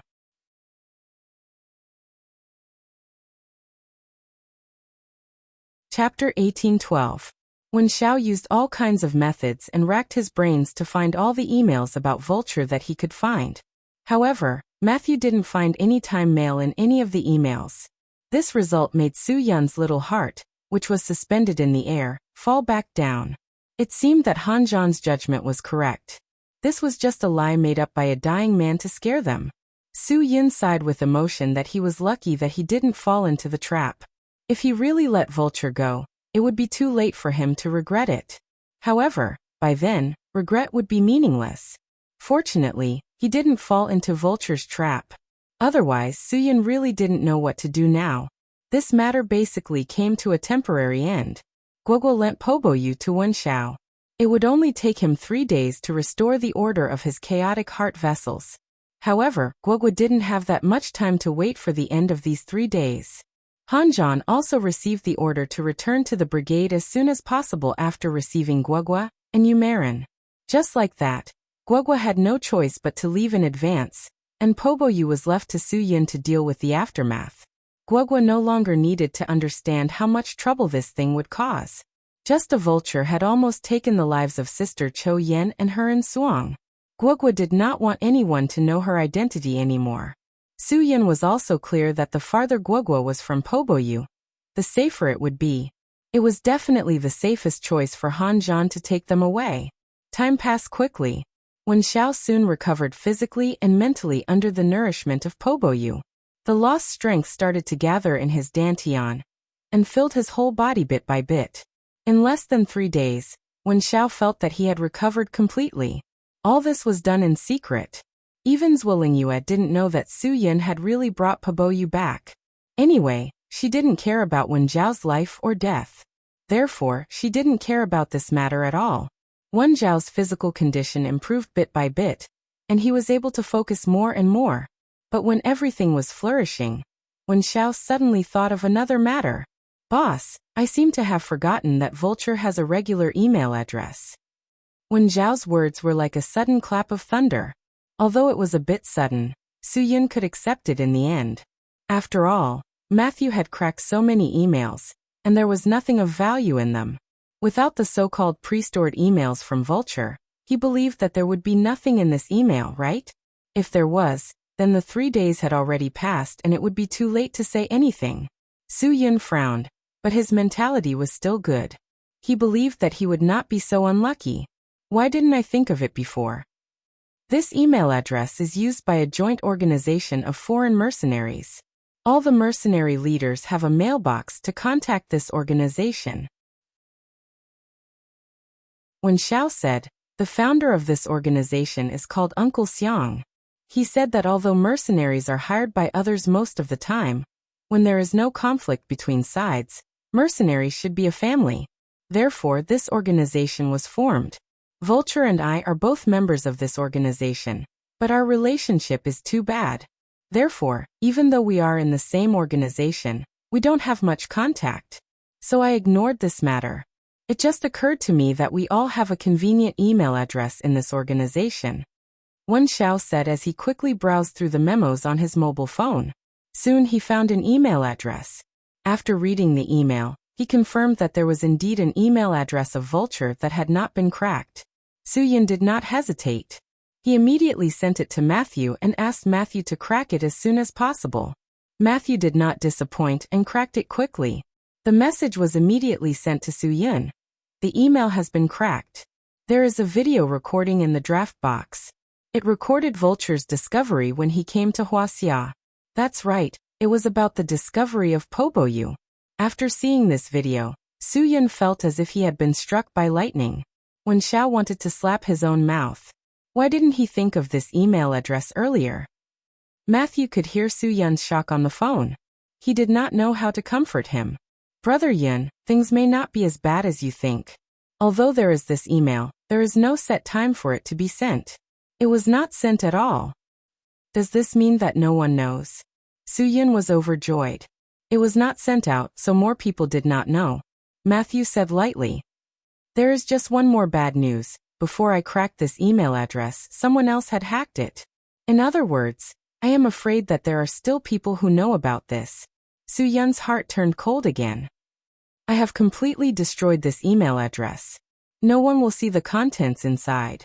Matthew said. The only thing to worry about is the person who hacked the email address. According to my investigation, the person who hacked the email address is located in Southeast Asia. This is all I can do for you. Wen Xiao punched the wall in annoyance. The person in Southeast Asia had hacked Vulture's email address. Vulture's email address was only a contact mailbox for the mercenary organization. In other words, the person who hacked Vulture's email address must be someone from the mercenary organization. It was someone from the organization who hacked the email address. It must be someone from the organization. Wen Xiao said with his eyes wide open. Su Yin was somewhat angry at Wen Xiao for not thinking of this email address earlier. He pushed Wen Xiao against the wall. What were you doing earlier? Why didn't you think of it 2 days ago? Wen Xiao, do you have any other ideas? Say it. Wen Xiao felt wronged in his heart, but he could understand Su Yin's current state of mind. If it was him, he might be more anxious than Su Yin. Where is the jade? Take out Paboyu. Su Yin said angrily. Wen Xiao, I trusted you so much. I risked everything to save you because I saw you as my brother. But what do you think I am? Are you using me? What other schemes do you have? Wen Xiao silently took out Paboyu and returned it to Su Yin. Boss, my life was saved by you. If you want it, take it now. Wen Zhao's calmness made Su Yun's irritable heart suddenly relax. Wen Xiao did not need to play tricks anymore because he knew the secret of Poboyu. He did not need to use Vulture's email address to understand the situation. He knew more than Vulture. This could not be Wen Zhao's problem at all. Even if he had bad intentions, he would definitely want this secret to be kept and not let outsiders know. The fewer people who knew, the better it would be for the people who knew. Why was it like this? The secret that they had worked so hard to protect was still leaked out, and they did not even know who knew about this matter. This completely covered Su Yun's heart with a layer of shadow. The people from the organization. It must be the people from the mercenary organization. Wen Xiao said, "Boss, I will help you. I will definitely not let this matter spread out. No matter who knows about this matter, I will help you investigate it clearly. I know all the people from the mercenary organization. I will solve this matter." "You will solve it?" Su Yun was stunned. Wen Xiao nodded. "Pobo, you saved me. If I can't do something to keep this secret, then what is the value of my life? Boss, you have to believe me. Give me some time, and I will definitely get to the bottom of this matter." "You are going to Southeast Asia?" Su Yun believed Wen Xiao, but it was really not safe to investigate this matter alone. "Yes," Wen Xiao said. "I am also a member of the mercenary organization. I believe that I can definitely find a safe way to solve this matter. Just leave this matter to me. I promise to complete the task." Su Yun had no other way now. He could only try his best. No matter what, he had to find the guy who cracked Vulture's email. This secret must be strangled in the throat of the person who knew about it.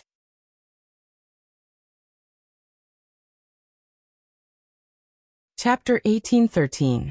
This matter was too risky. It was not that Su Yun was worried about Wen Xiao leaving Huaxia to go to Southeast Asia. This was just one of the reasons. After all, Wen Xiao knew the secret of the whole matter, and his identity and background could not be considered clean. Originally, when he recovered, Su Yun planned to take him back to the brigade to be dealt with. Su Yun was more worried about Wen Zhao's current situation. Although he had recovered all the functions of his body and his strength had not been damaged, the dissipation of his inner demon had greatly reduced Wen Zhao's overall strength. After all, he had been relying on the power of his inner demon before. Now that Wen Zhao's inner demon had been destroyed, he would not be able to rely on the power of his inner demon in the future.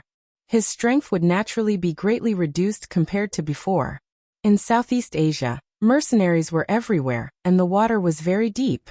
Wen Zhao's notoriety was so well known that it was difficult to guarantee his own safety. "You'd better not be impulsive in this matter," Su Yun said lightly. "Everything can be done slowly. I'm afraid we won't get the results we want if we act rashly."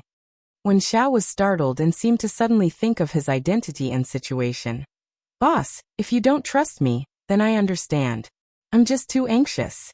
I really don't want things to be so bad because of me. If possible, I just want to do everything I can." Lin Ge glared at Wen Xiao. "Can't you tell the good from the bad? My brother doesn't trust you. He's afraid that if you go there alone, you won't even know how you died. Foreign mercenaries, a group of vicious wolves who smell profit like prey. But how can you catch a tiger cub without entering the tiger's den?" Wen Xiao asked back. "Except for me, no one is more suitable to sneak into the mercenaries because they all know that I am a mercenary who betrayed the country, so they trust me more. And if anyone else goes, they won't even have the most basic trust." "Then how are you going to do it?" Su Yun seemed to have realized the problem raised by Wen Xiao. Indeed, the person who cracked the mailbox must be a mercenary force in Southeast Asia. If they wanted to investigate, they would have to go deep into Southeast Asia. Lin Ge also realized that this matter could only be solved by Wen Xiao. "Brother, I'm afraid he's the only one who can solve this matter. No matter who we are, we can't easily enter the Southeast Asian mercenary circle and gain their trust."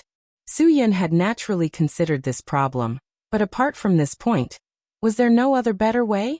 It seemed like there was really no other way. "Boss, I know this is a difficult decision for you," Wen Xiao said. "And with my current situation, you should send me back to the brigade to be dealt with. I'm not trying to persuade you not to follow the brigade's procedures. I'm just afraid that we don't have enough time." If you apply for the brigade, and only let me leave the country after getting approval, I'm worried that the news will spread during this period of time. Then things will become even more serious. Brother, he's right. We have to make a prompt decision and directly cut it off from a farther place. This way, we can better prevent the situation from worsening. Lingo also became nervous. This is like a cancer. The problem must be solved before it spreads. Once it spreads, everything will be too late. Boss, make the decision. I really won't let you down. I will be careful. Wen Xiao said urgently. Brother, let him try. We don't have any better ideas now. Lin Ge was also anxious. If we delay any longer, everything will be too late. Su Yin was silent for a while and finally made a decision. Wen Xiao, prepare to leave the country immediately. Remember to keep in touch with us. Once there is any danger, your personal safety must be the first. You must remember at all times that you are our only clue in that place. You must protect yourself. Yes. Wen Xiao accepted the order. Lin Ge, go with Wen Xiao. Cooperate with him in secret as much as possible. Unless it is absolutely necessary, do not let the mercenaries outside the border know of your existence. Su Yin ordered again. Once the situation is critical, you must make the right choice. If something happens to Wen Xiao and you cannot protect him, you must protect yourself. Do you understand what I mean? Understood. Don't make meaningless sacrifices. Lin Ge said sternly. Su Yin nodded. You two are crossing the border. The border police probably won't be able to stop you. Be careful on the road. Prepare to leave now. Text me when you choose the crossing point. Also, leave me a clue after you cross the border. I need to report to the main team before I can support you. Brother, you are too serious. Have you forgotten that you are not one of them now? They can't do anything to you even if you don't report to them. Lin Ge said. I can imagine it even with my toes. After you report this decision to Wan Guangxiao, he will definitely scold you. He will say that you didn't think things through. That guy is heartless. How can you say that to the leader? Hurry up and do what you need to do. Su Yin finally gave the order. After the two of them packed up, Lin Ge didn't even have time to say goodbye to Fang Ye and explain. He directly drove away from Qingdao with Wen Xiao. After the two of them left, Su Yin tightly held the paboyu in his hand. This thing, he had to put it in a place where only Guogua could find it. It seemed that before he went to Yanjing, he had to make a detour back to Hudong. Su Yin took out a photo of Guogua from the drawer in his room. This was the first photo Guogua took after she arrived at the Dragon Brigade. It was sent to him urgently the next day. Su Yin picked up a pen and solemnly wrote a line of words behind the photo. He believed that with Guogua's intelligence, she would definitely be able to see the clues behind this line of words. This way, Su Yin was relieved. Even if he was in any danger or special situation, Guogua would be able to find paboyu based on the content behind the photo. Moreover, even if outsiders saw it, they probably wouldn't understand the meaning behind it. Of course, Su Yin didn't want this day to come. If there was a day where he needed Guogua to find paboyu herself, it would probably mean that he was already dead. Right now, there was no one in the country that could threaten Su Yin, but the dangers outside of the country really made him uneasy. After preparing everything, Su Yin also bid farewell to the people who were still on Qingdao and drove away. He also needed to fight against time. This time, he didn't just go to Yanjing to report his decision and arrangements to the brigade, he also needed to ask for support from the brigade. Right now, the mercenaries outside of the country were well equipped, and they were all elite soldiers from various countries. Their strength couldn't be underestimated. If he only relied on his scattered strength, it would be very difficult to fight against them. Therefore, Su Yin wanted to get support. This way, he would be more confident in his heart. These mercenaries in the mercenary organization were definitely not the watchdogs of the poppy flower yard. They were much, much more dangerous. Generally speaking, these mercenaries weren't something that ordinary drug lords could afford to hire all year round. Their fees for a battle were quite high. In some places, only the country could afford to pay this kind of money. Su Yin knew very well that they were on a completely different level compared to the mercenaries in the drug manufacturing factory that he had burned down in the past. He could tell just by looking at Vulture's skills. Even that time, Su Yun relied on the cooperation of his brothers to easily solve the problem. This time, if he didn't have the help of his brothers, he would really feel that it was very troublesome. He hoped that Leader One could give him a way out and give him a chance to ask for help this time. No matter what, Su Yun had to keep Guoguo's secret. If it was small, it was to not cause trouble for themselves. If it was big, it was for the stability of the whole society. The impact of this matter would be very big.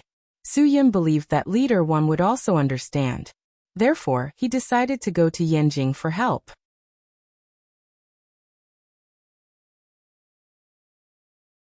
Chapter 1814. Su Yun's trip to Yanjing was obviously not as smooth as he had imagined. Of course, he could still use his identity as Yan Long to meet Wang Guangxiao and Wang Yi immediately. However, when he reported his arrangements to the two leaders, the first response he received was Wang Guangxiao's scolding. "Bastard! Do you think you can make any decisions so casually? Do you know what kind of behavior you're doing? Wen Zhao's current identity is a traitor. Do you know what kind of behavior you're letting a traitor go without permission? To think that you were once the leader of the Dragon Brigade's Dragon Fury team." Wang Guangxiao was really angry. One had to know that Wen Zhao's incident back then was very big. It was to the point that he almost abdicated out of guilt because of this incident. In Wang Guangxiao's eyes, Wen Zhao could be considered the most disappointing person in his Dragon Brigade. He had given him so much hope, but he had disappointed him so much. Now that Wen Zhao had appeared again, Wang Guangxiao really had a lot of emotions that he had yet to express. Now Su Yun had let him go again. Wen Zhao, that brat, had betrayed the Dragon Brigade back then. Now that he had been running around outside for so many years, who knew what kind of temperament he had? Su Yun had let him go because of a moment of emotion. Wasn't that the same as letting a tiger return to the mountain? Who knew if Wen Zhao would turn hostile the moment he stepped out of the country? This was something that could not be determined. No matter what, Wang Guangxiao was not as magnanimous as Su Yun. He could not accept Wen Zhao in such a short period of time. It was also impossible for him to trust Wen Zhao. As for what Su Yun was thinking, Wang Guangxiao had no interest in listening. Sometimes, Su Yun's actions were indeed too emotional. He was far inferior to Hua Leitang and the others in this aspect. I have my reasons for doing this. Su Yun. I'm running out of time, Chief. You know Guoguo's identity very well. Her situation has already been reported to a mercenary organization in Southeast Asia. If we don't stop it early, the news will spread even more. This is what Matthew found from the internet. It can't be wrong. Even so, we can't let Wen Zhao investigate. You can go. I can arrange for someone to go. But we can't let Wen Zhao go. Wang Guangxiao was still burning with anger. Chief, don't be so angry. We can understand Su Yun's actions. After all, Wen Zhao has been a mercenary ever since he left the country.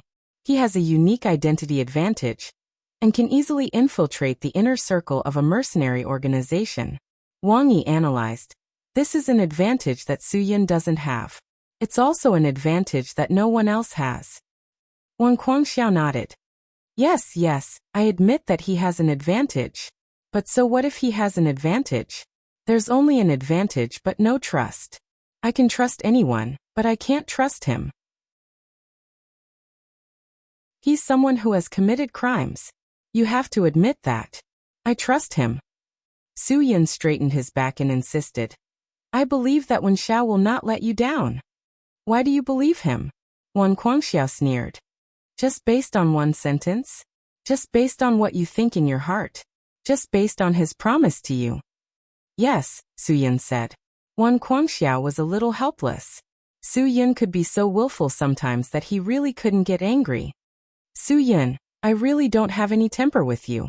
Do you still not understand what I mean? What I mean is, he's my brother. Su Yun directly interrupted Wang Guangxiao's words and said again. Chief, you once told us to always believe in your own brother. No matter who the brother in front of you is, whether he's a criminal or an evil person, as long as you believe that he's your brother, you have to believe that he won't do anything to hurt you. Wang Guangxiao was stunned. He did say this before, but he didn't mean to use it at this time.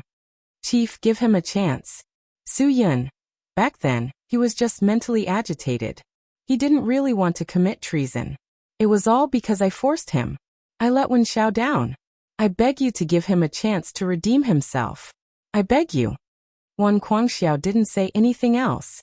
Wang Yi also let out a long sigh. Speaking of which, there was really a story. What happened to Wen Xiao back then was really a pity. He was such a good seedling, but he was unexpectedly lost. Back then, he was also heartbroken for many days. He didn't even want to eat or drink. Wan Guangxiao raised his hand and pressed his temple with his thumb. It seemed that this matter was giving him a headache. Old Wang, how do you think this matter should be handled? Maybe we should really give him a chance, Wang Yi said lightly. Wan Guangxiao was stunned. To be honest, he really didn't expect Wang Yi to answer so matter-of-factly. This made him very surprised, very surprised. Have you thought about it with your brain? Don't think that it's the right thing to do just because it's your favorite disciple who wants to do it. To be honest, I really don't know what to think about this matter. But I'm willing to believe in Su Yun's judgment. Just like what he said, because they're brothers. They understand each other better. Wang Yi said frankly. If I were in your shoes, I might not choose to believe Wen Xiao. But in the current situation, do we have a choice? He has already released them. Can you still change it now? I'm afraid there's no way to change it, right? Wan Guangxiao smiled bitterly. Yes, the matter had already reached this point. He really couldn't change it. You little brat, you little brat. You've already released them. What are you still talking about in front of me? Wan Guangxiao shook his head helplessly. Do whatever you want. I can't be bothered to care. Chief, you can't just ignore this matter, Su Yun said again. Wan Guangxiao was stunned. Then how can I care? You've already released them. I need backup. Su Yun went straight to the point. With only Wen Zhao's ability and my cooperation, I'm afraid we won't be able to solve the problem when we encounter trouble. I need help. Su Yun, not only did you act first and report later, but you also put on a good show to force me to leave my apprenticeship. Wan Guangxiao said. You know I don't believe Wen Xiao. Now you want me to send people for you. What if Wen Xiao betrays you? How many people will I lose? I don't even dare to calculate this account. Tell me, what do you want me to do? Su Yun was still firm in his purpose. You don't believe Wen Xiao, but you believe me. Since I dared to come here to borrow people from you, I definitely have the ability to bring them back. You also have people under your command. Why don't you ask Zhuo Lingyue to help you? Wan Guangxiao said. With just a call from her, the people who come are more powerful than us. Because I only trust my brothers, Su Yun said. Wan Guangxiao was satisfied with Su Yun's answer. He shook his head helplessly. You bastard, you've got me, haven't you? I've already asked you to get out, but you still have the cheek to borrow people from me. Alas. It's because you didn't remove my name. Su Yun scratched his head and smiled. Chief, I'll thank you first. I haven't agreed yet. What are you thanking me for? Wan Guangxiao stared and sighed helplessly. Wang Yi just smiled and said nothing. Su Yun, this guy, was really good.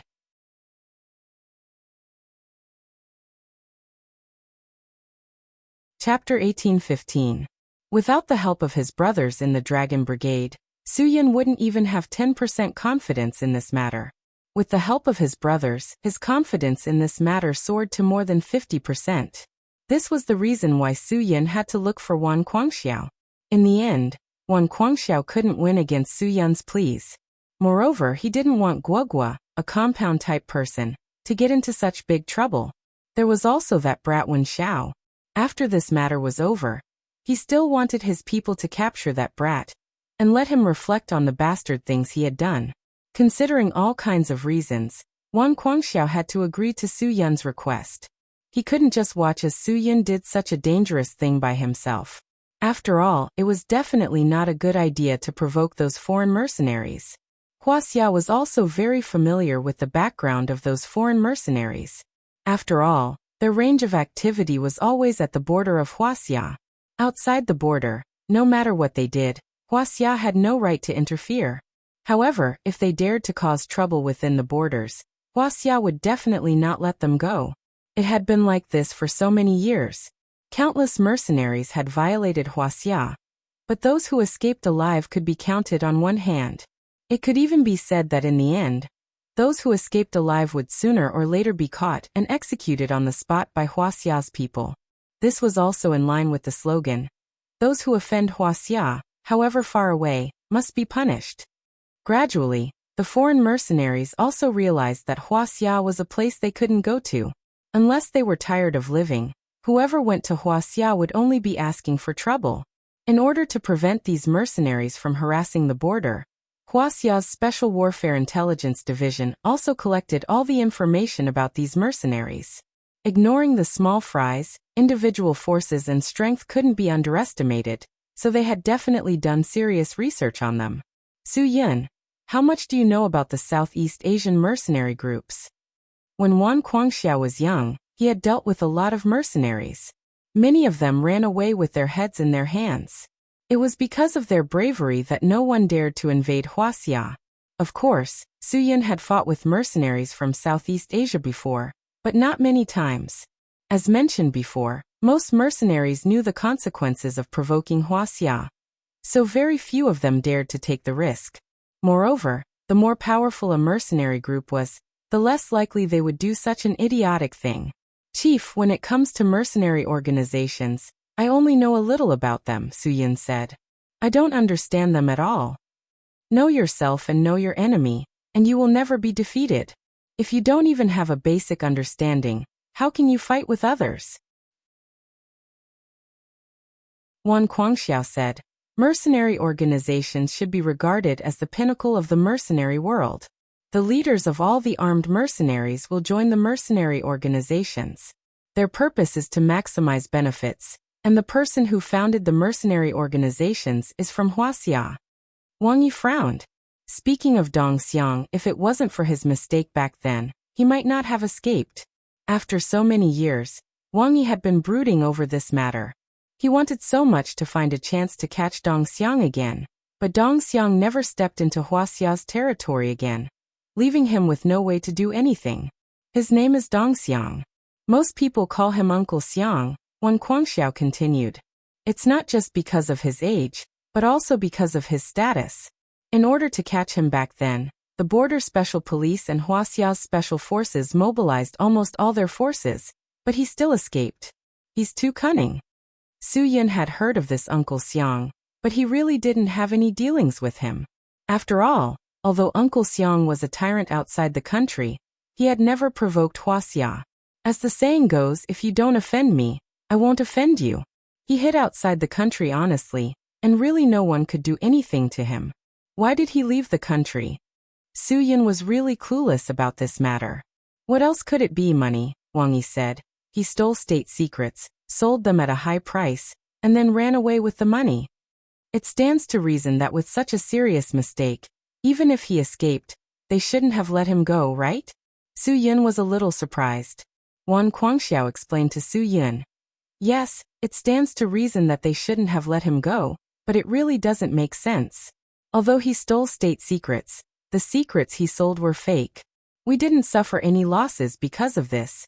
And he was also chased by foreign spy agencies for many years. If it weren't for his keen judgment, I'm afraid he would have died in the hands of foreign spy agencies. It's because he didn't sell the real secrets that we didn't catch him, so we chose not to pursue him.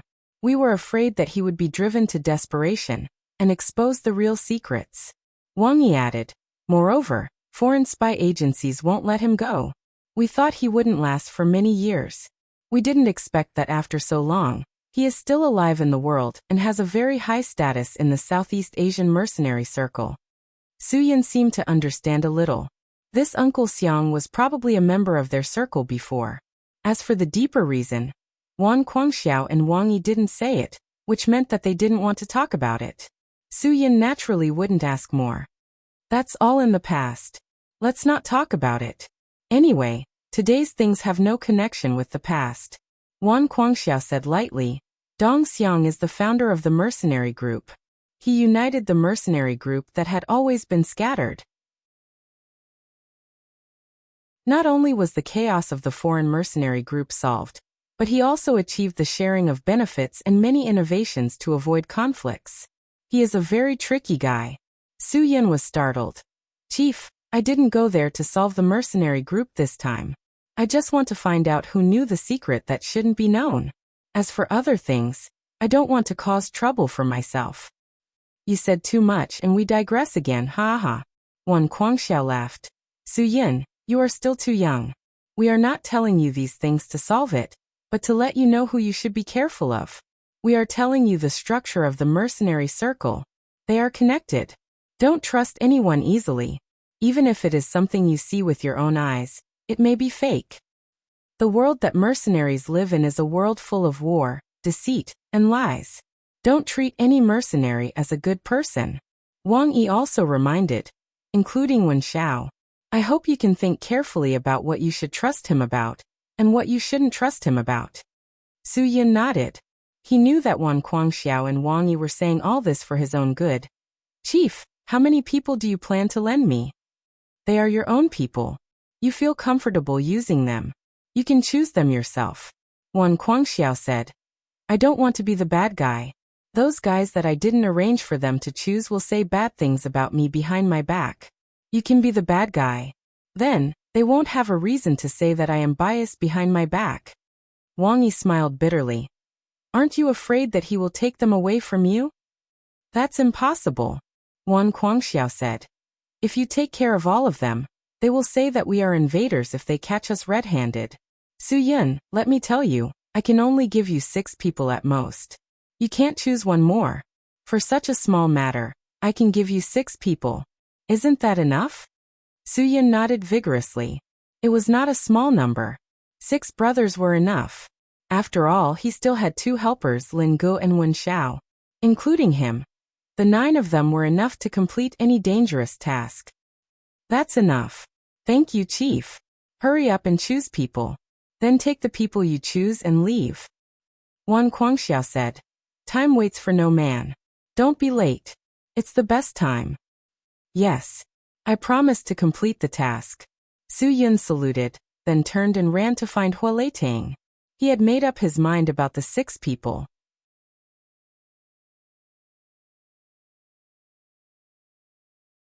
Chapter 1816. Although Lin Ge and Wen Xiao both admired Su Yin, they didn't have much interaction with each other. Lin Ji's time in the Dragon Brigade was very short. At that time, Wen Xiao hadn't joined yet. Wen Xiao was only brought into the Dragon Brigade when he was almost 10 years old.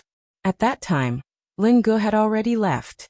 Along the way, the two of them didn't have much in common. Occasionally, Lin Ge would ask, "Can you still hold it in? If you can, I won't stop in this service area." If Wen Xiao nodded, Lin Ge wouldn't say anything else. He would continue to step on the accelerator and head south. If Wen Xiao said that it was best to stop to go to the bathroom and buy some water and food, Lin Ge would say, "Do you have a kidney deficiency? You can't hold it in anymore after holding it in for a while." Lin Ji's words weren't meant to be a joke. He hated Wen Xiao. He didn't hide it on the surface. Wen Xiao had almost taken Su Yin's life and caused such a mess. Of course, he didn't have a good impression of Wen Xiao. If Lin Ge was given a second choice, Lin Ge definitely wouldn't choose to work with Wen Xiao. Unfortunately, they didn't have a second choice. Other than working with Wen Xiao, Lin Ge had no other choice. If you don't like me, then don't work with me. I can handle it myself.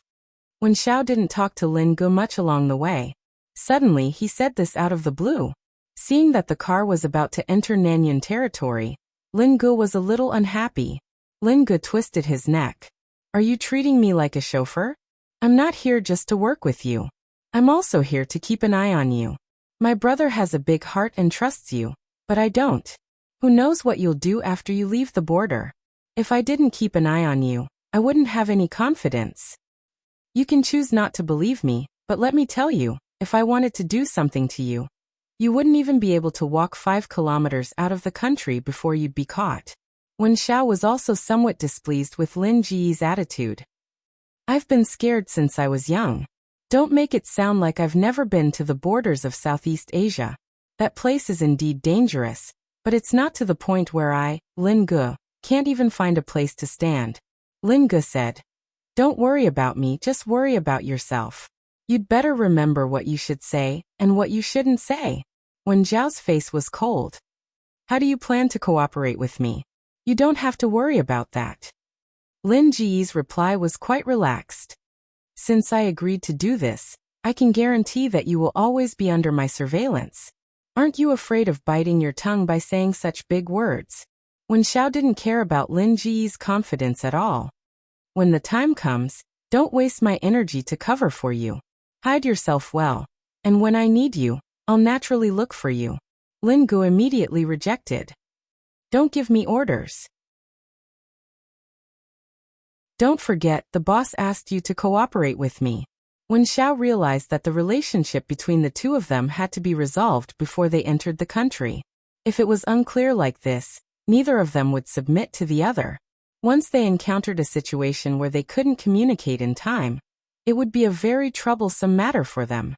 Therefore, even if they were to fall out now, Wen Zhao had to make this matter clear. Don't flatter yourself. That's because my brother is too embarrassed to make things clear. Lin Gu impatiently waved his hand. Can we still cooperate or not? If we can't cooperate, you should have said it earlier. I'll bring you back now. You can try and bring me back. Let's see who can afford to delay this time.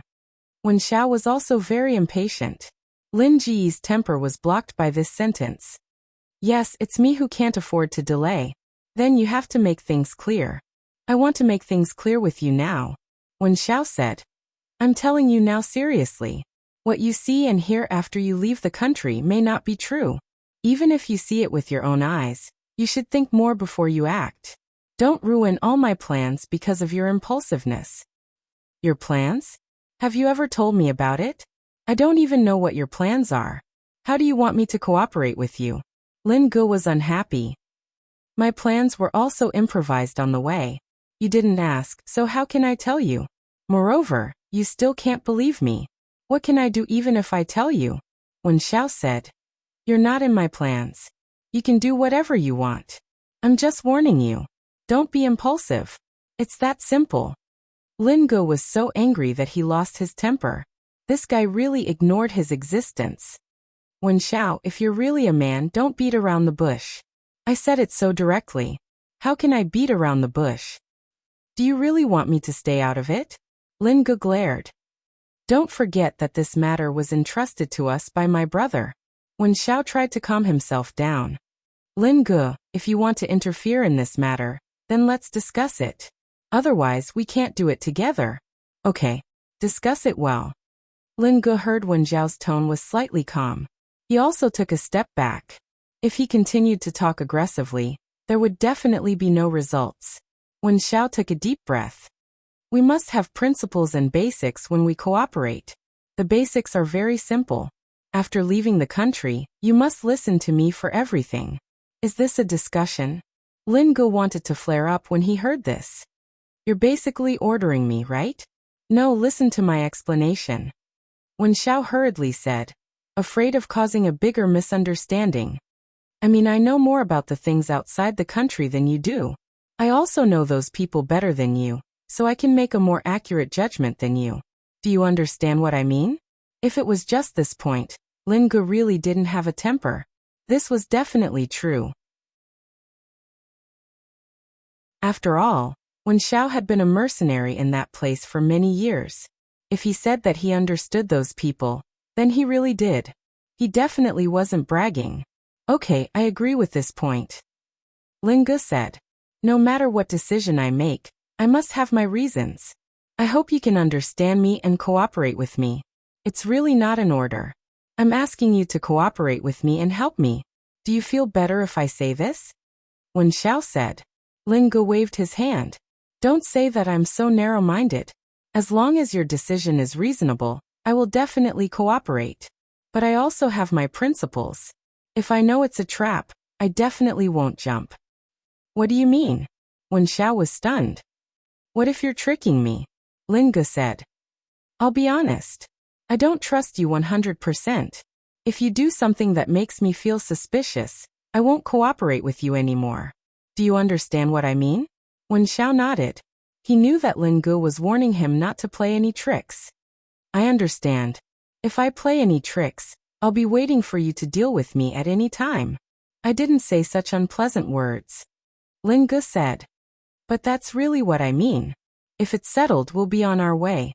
This time, we'll go straight to the border. Remember to send the coordinates to the boss. I'll cross the border one step ahead of you.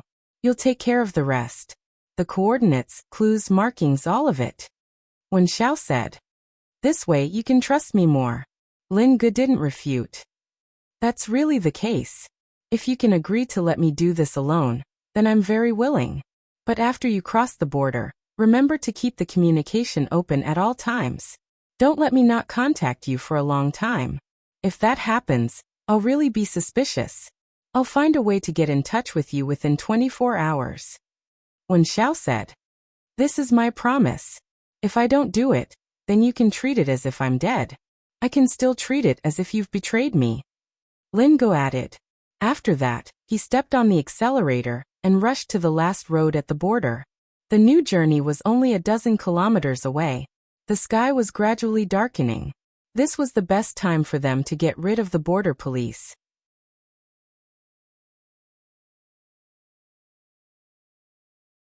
Chapter 1817. Wen Xiao was very familiar with the border area. When he was still a member of the Dragon Fury team, he had fought here. When he became a foreign mercenary, he also treated this place as a forbidden area. Therefore, Wen Xiao was not unfamiliar with this area at all. He was also quite familiar with the smell of the soil here.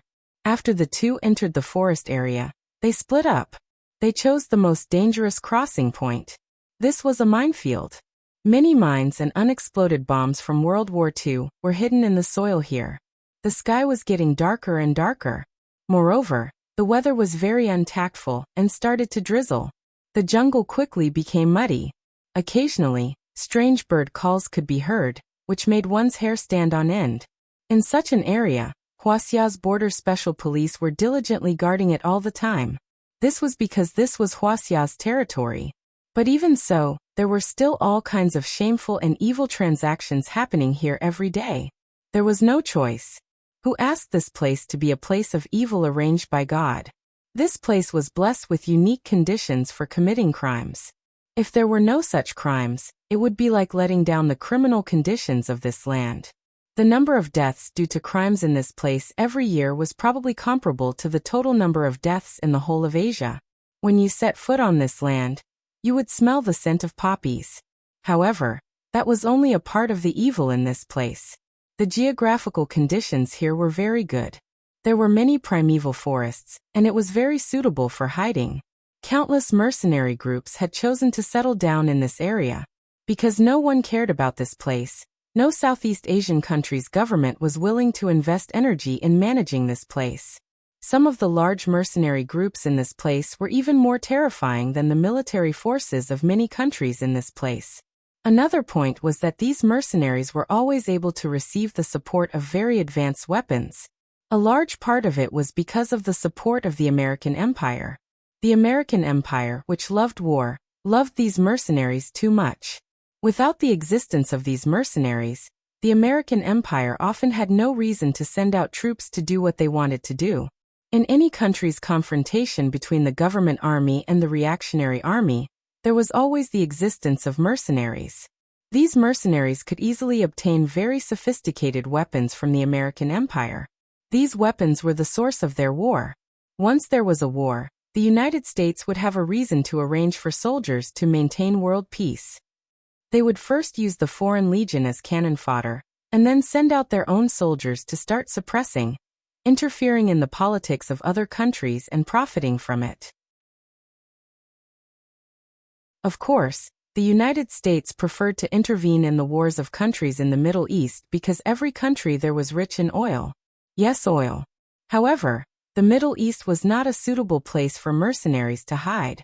Therefore, when there was nothing to do, mercenaries liked to gather in the deserted triangle of Southeast Asia. No one would disturb them, and no one would provoke them. If there was a small dispute here, it was normal for a few people to die. As long as they didn't touch the border of Huaxia, they could stay in this place very comfortably. Occasionally, some drug lords would pay them a lot of money to do something for them. For all these reasons, many armed mercenary organizations like to hide their teams here. Of course, many things had happened in this place. For example, some crazy and stupid people would not be able to resist the temptation of drug lords and protect these people to do something in Huaxia. Often, these people would end up dying within the border of Huaxia, because even if you were just one step away from leaving the border special police and special forces of Huaxia would firmly hold you in the border. They would never allow anyone to casually invade the border of Huaxia. It was late at night, and the light rain was hazy. At this time, no one would ever choose to cross the minefield. Even the most desperate drug dealers would not do such a crazy thing. Therefore, this was the time when the border special police were more relaxed. They did not have to worry about whether there would be people secretly crossing the border in this minefield. It had not happened for so many years.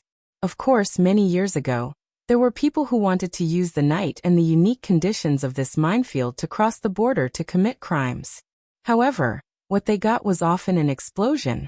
Over time, this place became a restricted area. Even criminals would not choose this place.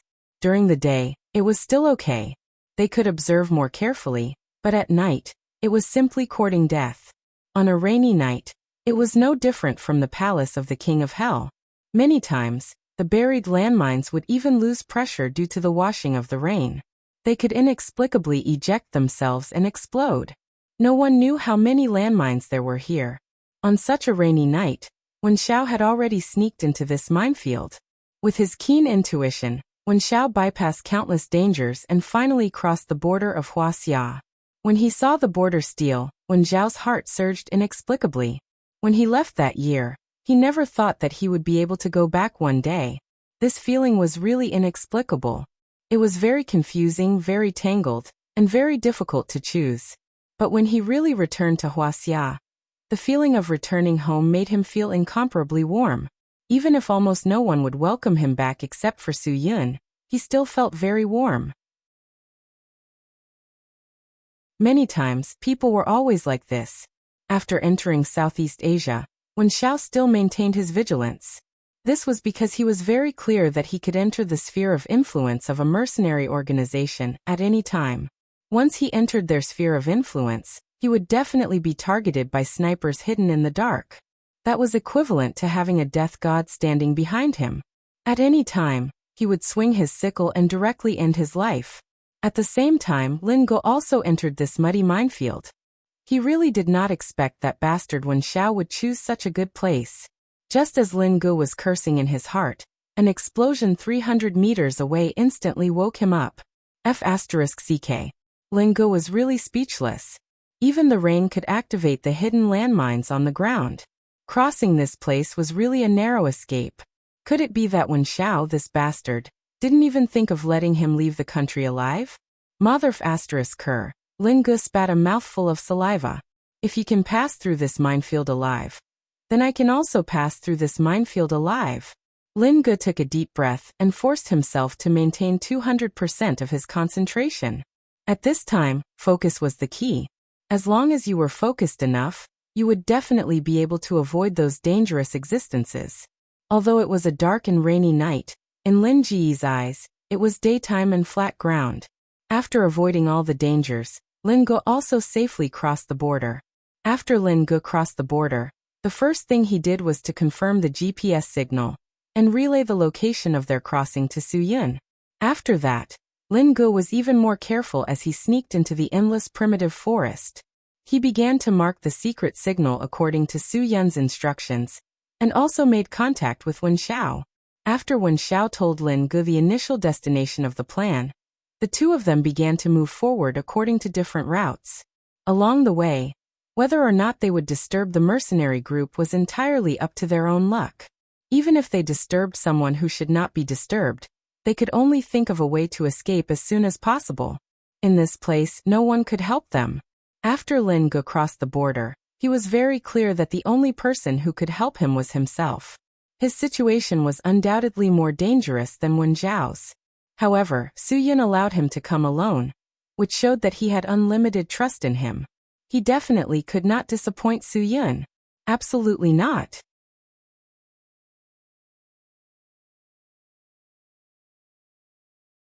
Chapter 1818. Wen Zhao's goal was very clear. The mercenary group was an alliance. These people could quickly gather together for the sake of benefits, but they could also split up very quickly because of benefits. Everything was dominated by benefits. The cohesiveness of a mercenary group was very strong, but it also had a fatal flaw. Wen Zhao was very clear about this. After all, he was also someone who once owned a mercenary group. Now his group had already been torn apart because of his withdrawal. Everyone had made their own choices. Everyone had different ideas about who they should follow in order to gain the most benefits. Most of Wen Zhao's mercenaries at that time came from Vulture's group. Obviously, after defecting, no one would return. Even if these mercenaries joined other groups, it would be difficult for them to gain more trust. This was human nature. Unless they made a great contribution, they would only gain some recognition. A considerable number of Wen Zhao's mercenaries chose to look for Uncle Xiang after Wen Zhao left. A large part of the reason was that Uncle Xiang seemed easier to talk to. Moreover, Uncle Xiang's influence was one of the best among all the mercenary groups. If they joined Uncle Xiang's group, they would not be harassed by Vulture. Another reason was that Uncle Xiang and Wen Zhao were both Huaxia people. Compared to people from other countries, Huaxia people seemed to pay more attention to so-called feelings. They all thought highly of this, and so they went to Uncle Xiang, hoping to be put in an important position and gain Uncle Xiang's trust. It was understandable that they would think this way, and it was very normal. Therefore, after Wen Zhao's new one-eyed mercenary group disappeared, Uncle Xiang's influence became even stronger. He had as many as 5 mercenary captains who could take charge of a group on their own. Among the hundreds of mercenary groups living in seclusion in Southeast Asia, that was definitely one of a kind. No one could compare to that. At that time, Vulture was rampant, and the only one who could take charge of a group was Red Eagle. The other one who could take charge of a group, Black Dog Barton, had chosen to leave with One-Eyed to start another group. Now Black Dog had joined Uncle Xiang's group. Uncle Xiang already had 3 ferocious tigers under his command. With the addition of Black Dog and Giant Clark, who had parted ways with the Night Leopard mercenary group due to a conflict of interest, Uncle Xiang was able to dominate this place with 5 great generals under his command. No one could go against him. Of the 5 people under him, any one of them had the ability to lead a team on their own. Black Dog and Giant clearly knew how difficult it was to start afresh. There were too many mercenary organizations now, and some of the smaller mercenary groups had even fallen into a half-dead state. In order to earn money, they had to help drug dealers look after the poppy gardens. This was simply a humiliation to the truly iron-blooded mercenaries. They were mercenaries who relied on fighting, bleeding, and risking their lives to survive, not guys who guarded the house like security guards. Barton the Black Dog and Clark the Giant chose to join Uncle Xiang's team because of their bravery. They both hoped that they would be able to show off their masculinity in front of Uncle Xiang. They believed that one day, they would be able to gain Uncle Xiang's trust. Vulture's mercenary group and Night Leopard mercenary group were both very famous mercenary groups. The captains of these 2 groups would naturally receive special care and attention from Uncle Xiang. Uncle Xiang knew how to use people well. If he didn't have these captains who could take charge of an area on their own, then his position definitely wouldn't be so high. Why were the others afraid of him? Uncle Xiang was very clear, because with his strength he could compete with 5 to 6 other armies at the same time, and could even devour the smaller armies. This was the reason why Uncle Xiang was able to have such a high position. Most of the time, Uncle Xiang didn't show his overwhelming strength, but used his irresistible communication skills to convince people. In the mercenary circle here, it was hard to find someone who didn't give Uncle Xiang face, and it was also hard to find someone who dared to go against Uncle Xiang. Wen Zhao's purpose of crossing the border was very clear. The first person he needed to find was Uncle Xiang. He needed to determine if this matter was related to Uncle Xiang. If it wasn't, then he could use Uncle Xiang's ability to help him find out the truth. Of course, at the same time, he also needed to keep this a secret. He couldn't let this matter spread out. It was very difficult, very difficult. At least Wen Zhao hadn't thought of a way to solve this problem. Unfortunately, he didn't have time to think too much about it. Every second was extremely precious to him. Wen Xiao didn't stop for the whole night. He carefully approached Uncle Xiang's territory. He couldn't disturb the other mercenary groups, and he couldn't show any aggression after entering Uncle Xiang's territory. Otherwise, he believed that black guns would greet him at any time. It took Wen Xiao a whole 7 hours to overcome many dangers and difficulties. When the sky was slightly bright, he was finally ordered to stop. A guy covered in tree bark and leaves stood up from the ground with a sniper rifle. He took out a pistol from his waist and put away the sniper rifle. One eye? The lurker asked tentatively. Wen Xiao slowly raised his hands and nodded. He was very careful with his movements because he was sure that other than this person, there must be other snipers aiming at him. Any subtle movement of his could be judged as an aggressive reaction by the other party. The lurker was obviously very surprised. One Eye's name was well known here, so he couldn't be wrong. I'm here to see Uncle Xiang. Wen Xiao knew very well that he had entered Uncle Xiang's territory. He had to persuade them to let him see Uncle Xiang. I have something very important to tell you. Didn't you leave the mercenary circle and return to Huaxia? The lurker was still on high alert because Black Dog Barton chose to bring people to Uncle Xiang, because Wen Xiao left the mercenary circle and returned to Huaxia. Therefore, Uncle Xiang's men knew that One Eye had left the mercenary circle. Now that One Eye suddenly appeared, it was easy to arouse suspicion. Yes, Wen Xiao didn't deny it. But now I have something very important to tell Uncle Xiang. I hope you can help me tell him that I can stand here and wait for Uncle Xiang's reply. I believe that Uncle Xiang will see me. If he doesn't want to see me, I'll leave immediately and won't do anything to offend him. After that, Wen Xiao raised his voice. Brothers, please don't misfire. The lurkers were stunned. They didn't know if their positions had been exposed, but they couldn't move. If they made the slightest movement, One Eye would definitely see through their positions. Since you're so sincere, we'll wait for a while. It's still early. It's hard to tell if Uncle Xiang has woken up yet. The lurker took out the walkie-talkie at his waist as he spoke. I have something important to tell Uncle Xiang. I have something important to tell Uncle Xiang. One Eye is here to see you. A reply quickly came from the walkie-talkie. Roger, Roger. A few minutes later, another reply came from the walkie-talkie. Bring One Eye in.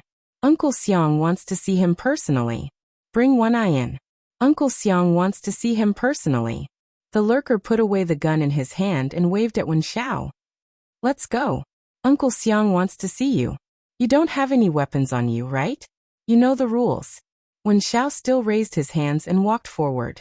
Please search me. The lurker patted Wen Xiao's body and patted his hands.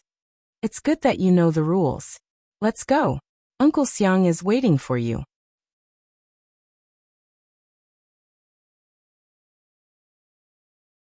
Chapter 18-19. As early as 1 kilometer away from Uncle Xiang's sphere of influence, Wen Xiao had made a clear cross symbol on 3 consecutive trees. He believed that with Lin Ji's intelligence, he would be able to understand what this symbol represented. Of course, Wen Xiao didn't overestimate Lin Ji's intelligence. Lin Ge walked deeper in, and when he saw these 3 consecutive clear cross symbols, he very seriously stopped in his tracks. He carefully stroked the bark that the sharp knife had cut open.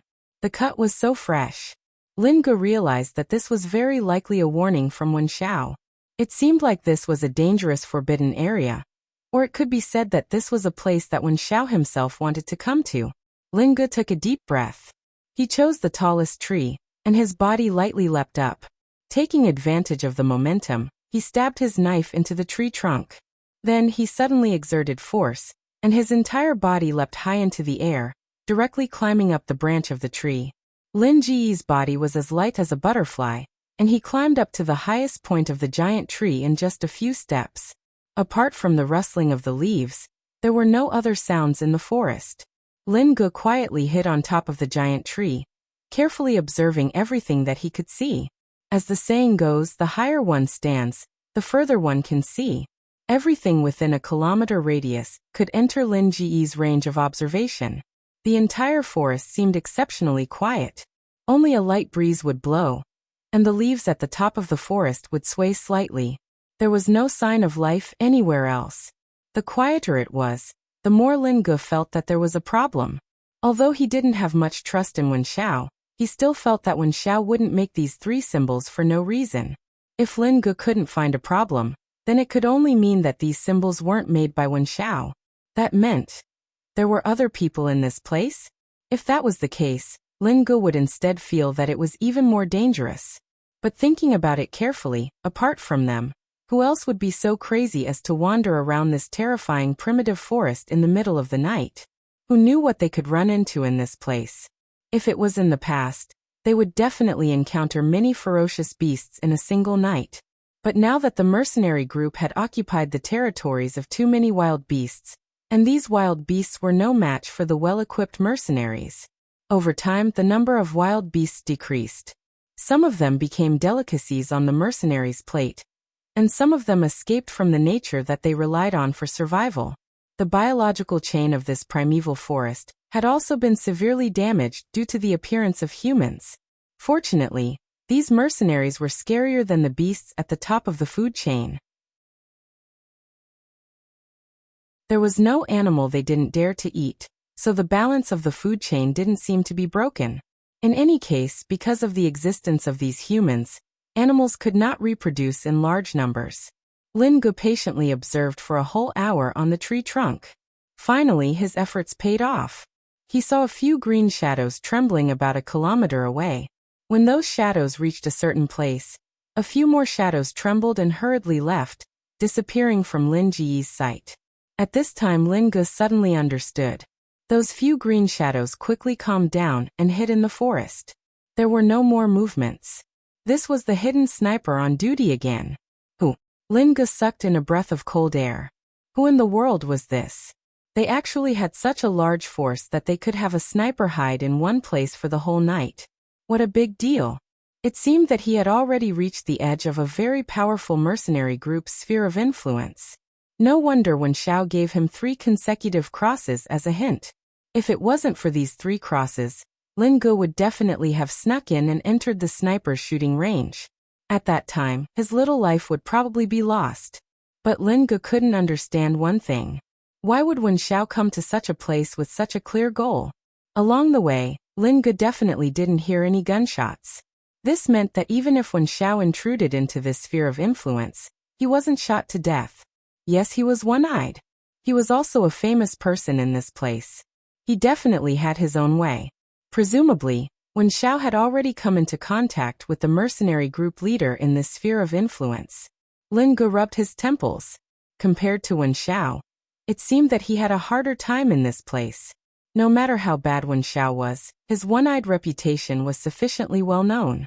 Even if someone had their eyes on him, they wouldn't dare to make a move to kill him. But Lin Ge was different. In this place where even birds didn't shit, who would recognize him, Lin Ge? If he was targeted, he might just be sent a bullet. As the saying goes, it's easy to dodge a spear in the open, but hard to defend against a stab in the dark. Just how many snipers were there in this land? Lin Ge didn't even dare to think about it. His head was still covered in cold sweat. He really didn't know how he had walked all the way to this place. Who knew if he had already passed through the gates of hell a few times? Lin Ge tried his best to calm himself down in the tree. He needed to think of a way to avoid these people. Other than discovering them in time, if they wanted to invade, he would need to put in more effort. As long as he was careful enough, he would be able to detect the presence of danger in time, and use the geographical situation to avoid them. Sneaking in was not impossible. Soon Lin Ge strengthened his confidence. He quickly slid down the giant tree and carved a small sign of a restricted area. He believed that Su Yin would definitely follow the clues he left behind and come here. He also wanted to let Su Yin know clearly how dangerous this place was. Compared to Lin Ge, who was treading on thin ice, Wen Xiao seemed to be more relaxed.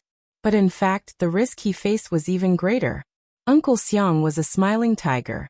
Everyone knew this. He seemed to be easy to get along with on normal days, but once he got angry, he would definitely be ruthless. He was scarier than anyone else. Wen Xiao was very clear about his current status and situation. He didn't have the power to be on the same level as Uncle Xiang.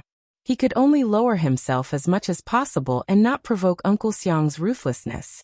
This would allow him to live a little longer. Uncle Xiang really didn't expect that the first news he heard when he opened his eyes in the morning would be such good news.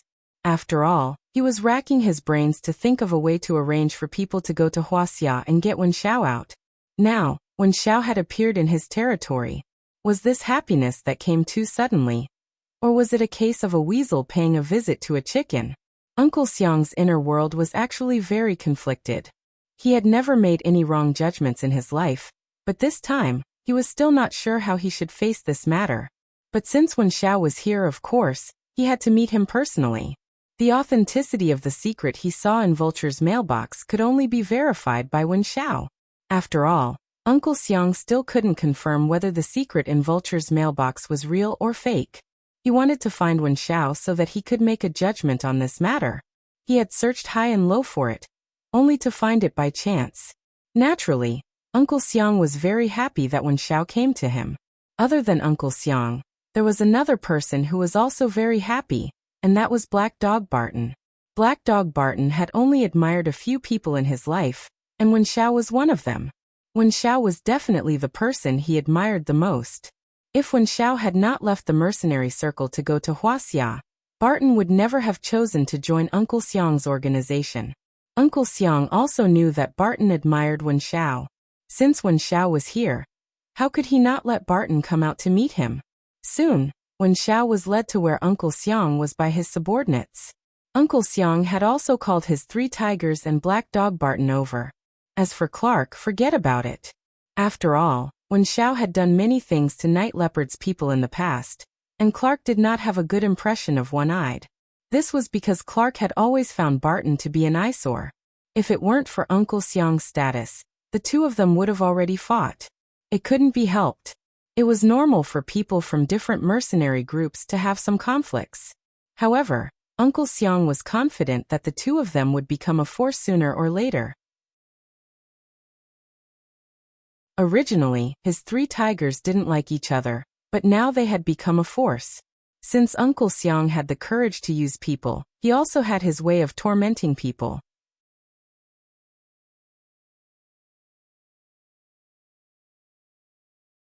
Chapter 1820.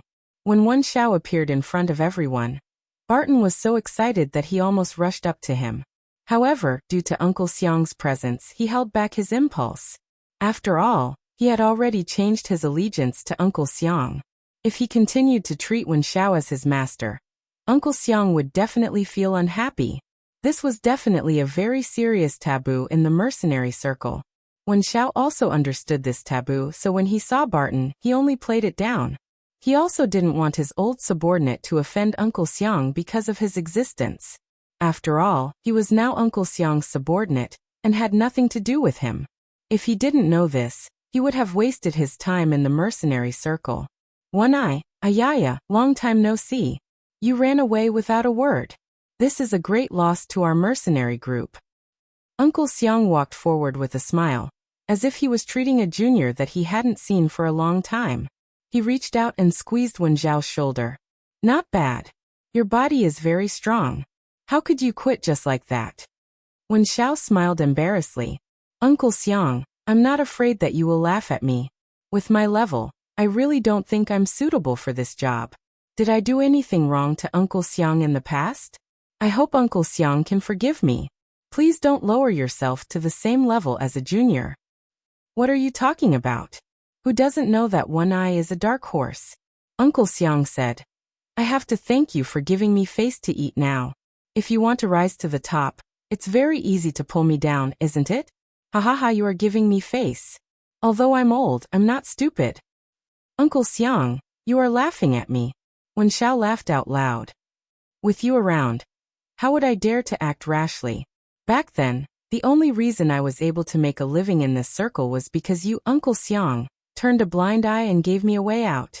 Even though I, the one-eyed man, am slow, I can still see through this. Thank you for your guidance, Uncle Xiang. Both of them were complimenting each other, but they didn't make the other feel disgusted at all. After all, what they said was the truth. It was just a little exaggerated, but they didn't go against the truth. What's wrong? Are your hands itching again after returning to Huaxia? Uncle Xiang said. One-eyed, if you want to come back and start anew, I will definitely be the first to support you. Don't worry whether you want territory or manpower, Uncle Xiang has them all. With that, Uncle Xiang waved at Barton. Black Dog, come here. Barton's heart skipped a beat. He walked straight to Uncle Xiang's side and said in a low voice, Uncle Xiang, what are your orders? If One-eyed wants to start afresh, you'll go and help him. Uncle Xiang said. I'm very clear about the relationship between the two of you. A gentleman doesn't steal someone else's love. He likes to fulfill someone else's beauty. Although you haven't been with me for long, I know you well. You're a man who pays attention to details. Barton's eyes lit up when he heard this. When he looked at Wen Xiao excitedly, he saw a trace of unease in Wen Zhao's eyes. Barton quickly realized that this might just be a formality. Mercenaries were most afraid of disloyalty. Wen Xiao was afraid that Barton would reveal something, so he kept his brows furrowed.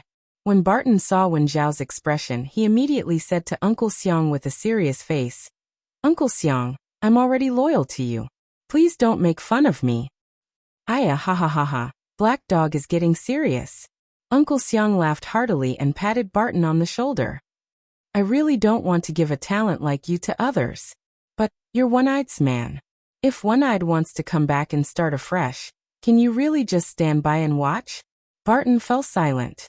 He didn't know how to answer this question.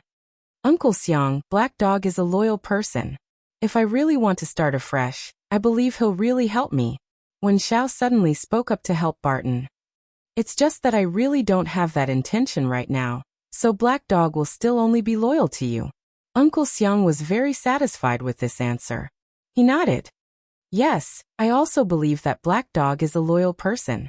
If he doesn't even help you, I really don't dare to put him in an important position. Ha ha ha ha, I like loyal people like him. He's very particular. There were two different opinions in one sentence. If Wen Xiao hadn't made it clear that he wouldn't start afresh, which made Uncle Xiang feel that Black Dog would help him, Uncle Xiang probably wouldn't have been in the mood to laugh. Barton stood there without saying a word. He didn't know what to say, and he didn't dare to speak carelessly. He was afraid that if he said something wrong, it would cause big trouble. Black Dog, follow Uncle Xiang well. Uncle Xiang won't mistreat you, Wen Xiao said calmly. Barton nodded desperately. He knew very well that Wen Xiao was the one who treated him well. Everyone else was just ting. Even if Uncle Xiang treated him well, he wouldn't treat him as a friend. He would only treat him as a pawn in his hands. It was because he was useful and had great destructive power that Uncle Xiang treated him well. One-eyed, if you didn't come back to start afresh, then what's the big deal? Uncle Xiang smiled and changed the topic. Is there anything else that an old man like me can help you with? Uncle Xiang, it was really a close call for me to come back alive this time. Other than you, I can't find a second person that I can trust. Wen Xiao said, I came here to find a way out, a safe haven, to lie low for a while. Uncle Xiang smiled but didn't say anything. He tried to figure out the meaning of Wen Zhao's words, but he still couldn't figure it out. There's no way out for you in Huaxia? One-eyed, you must be joking. Could it be that you've gotten into some big trouble in the mainland? Faced with Uncle Xiang's probing, Wen Xiao was already prepared. Vulture died in Huaxia. Uncle Xiang, have you heard about it? Vulture died in Huaxia. Uncle Xiang exclaimed in shock. Barton, who was standing beside Uncle Xiang, was slightly startled. He was a little worried because Uncle Xiang clearly knew that Vulture was dead, but he still pretended to be surprised. This was obviously a lie. However, due to his position, Barton couldn't say anything. He could only stand aside quietly. After saying this, Uncle Xiang had been observing Barton's reaction. If he wasn't loyal to him but one-eyed, he would definitely have reacted. Fortunately, he was satisfied with this result. Barton didn't react at all. Wen Xiao could only half believe Uncle Xiang's words. Uncle Xiang, this is such a big thing. Have you really not heard about it? Then your spies in Huaxia are really useless. I think it's necessary to change 2 of them. Uncle Xiang nodded and agreed with Wen Xiao. Yes, I think it's necessary. It's such a big thing. But I didn't hear about it at all. I've raised a bunch of freeloaders, humph. Barton still didn't say a word about Uncle Xiang's blatant lying. He didn't know if Uncle Xiang was deliberately lying to Wen Xiao or testing him. Barton struggled for a long time in his heart. In the end, he decided to keep quiet. He knew that if he said something wrong, not only would he be unable to protect himself, but he might also implicate Wen Xiao. Sometimes silence was golden. Wen Xiao was the one who told Barton this. Therefore, Barton chose to remain silent. He believed that Wen Xiao could tell whether Uncle Xiang was telling the truth or not. No matter what, no matter whether he appeared to be Uncle Xiang's man or not, in the depths of his heart, he was still on Wen Xiao's side. Of course, Uncle Xiang was also very clear about Barton's position. No matter how well-behaved Barton was on the surface, he knew very well that if he had to choose between him and Wen Xiao, Barton would choose Wen Xiao without hesitation at the most crucial moment. Therefore, as long as Wen Xiao was around, Uncle Xiang couldn't let Barton participate in this secret. If he was involved, he would definitely be the one who ruined it.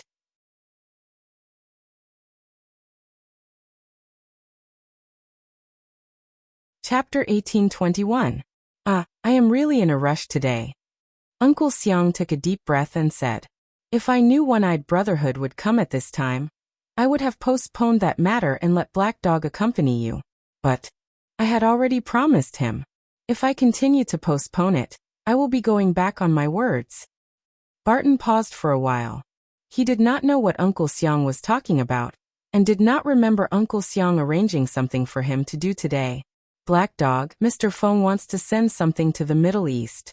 The situation in the Middle East is chaotic now, and he wants an elite team to protect him.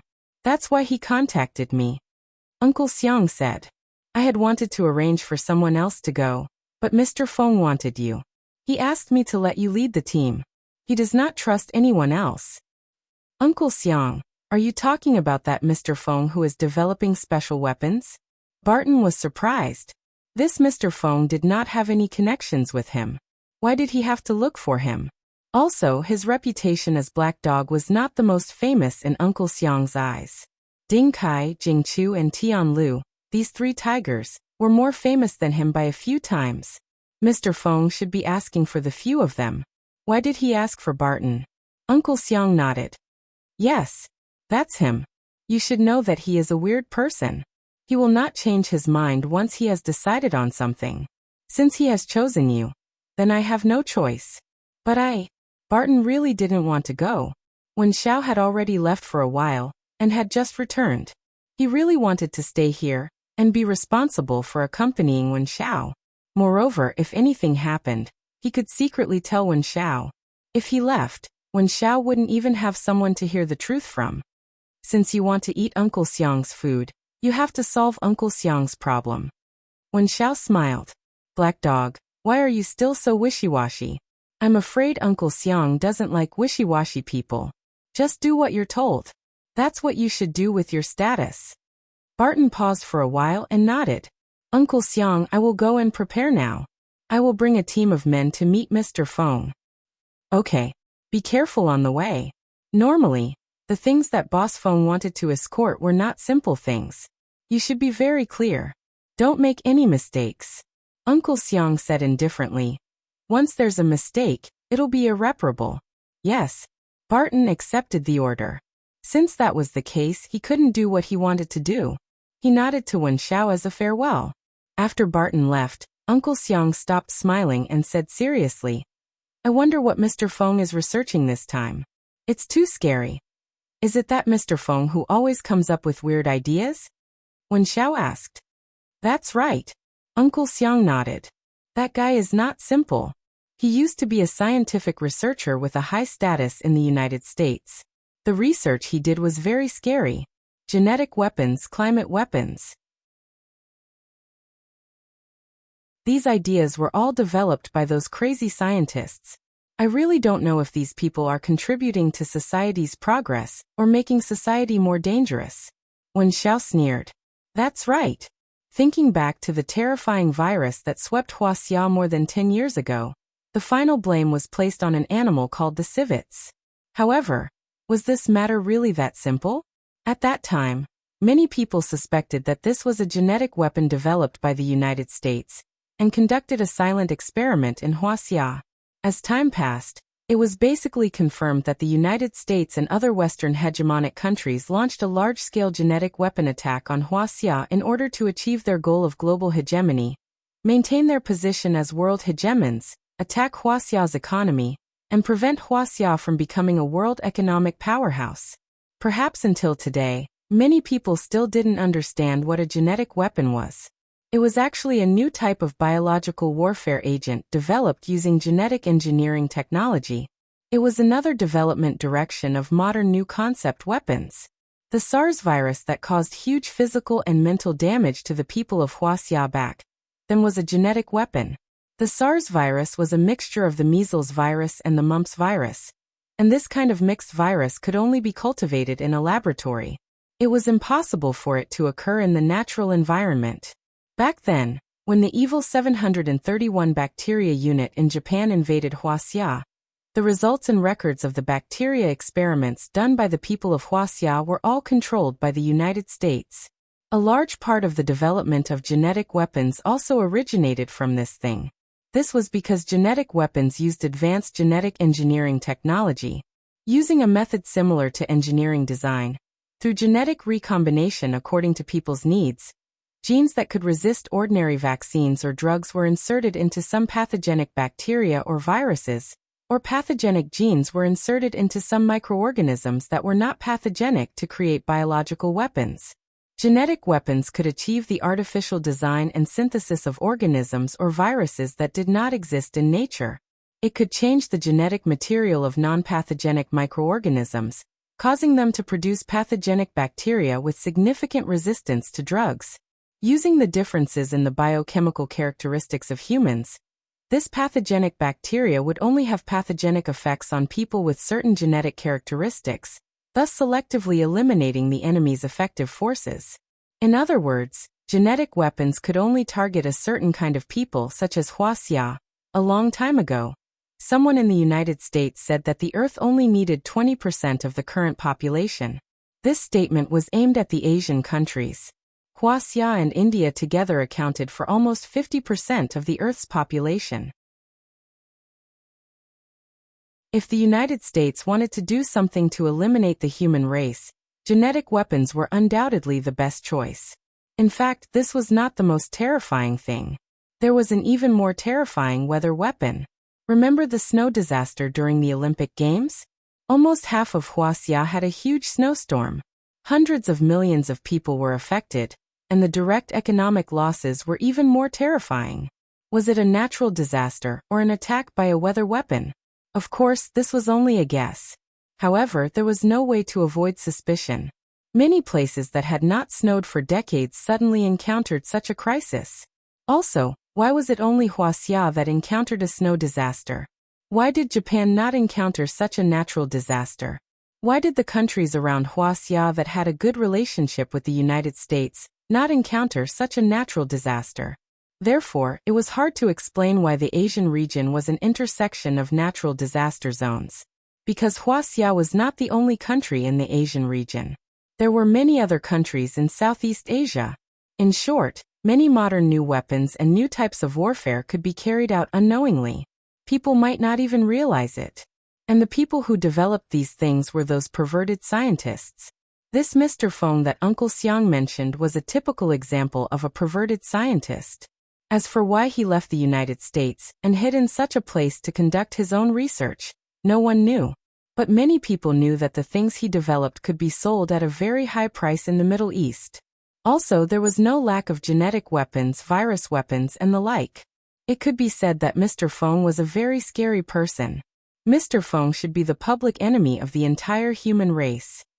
When Xiao said calmly, "Uncle Xiang, I'm afraid you are not doing him any favors."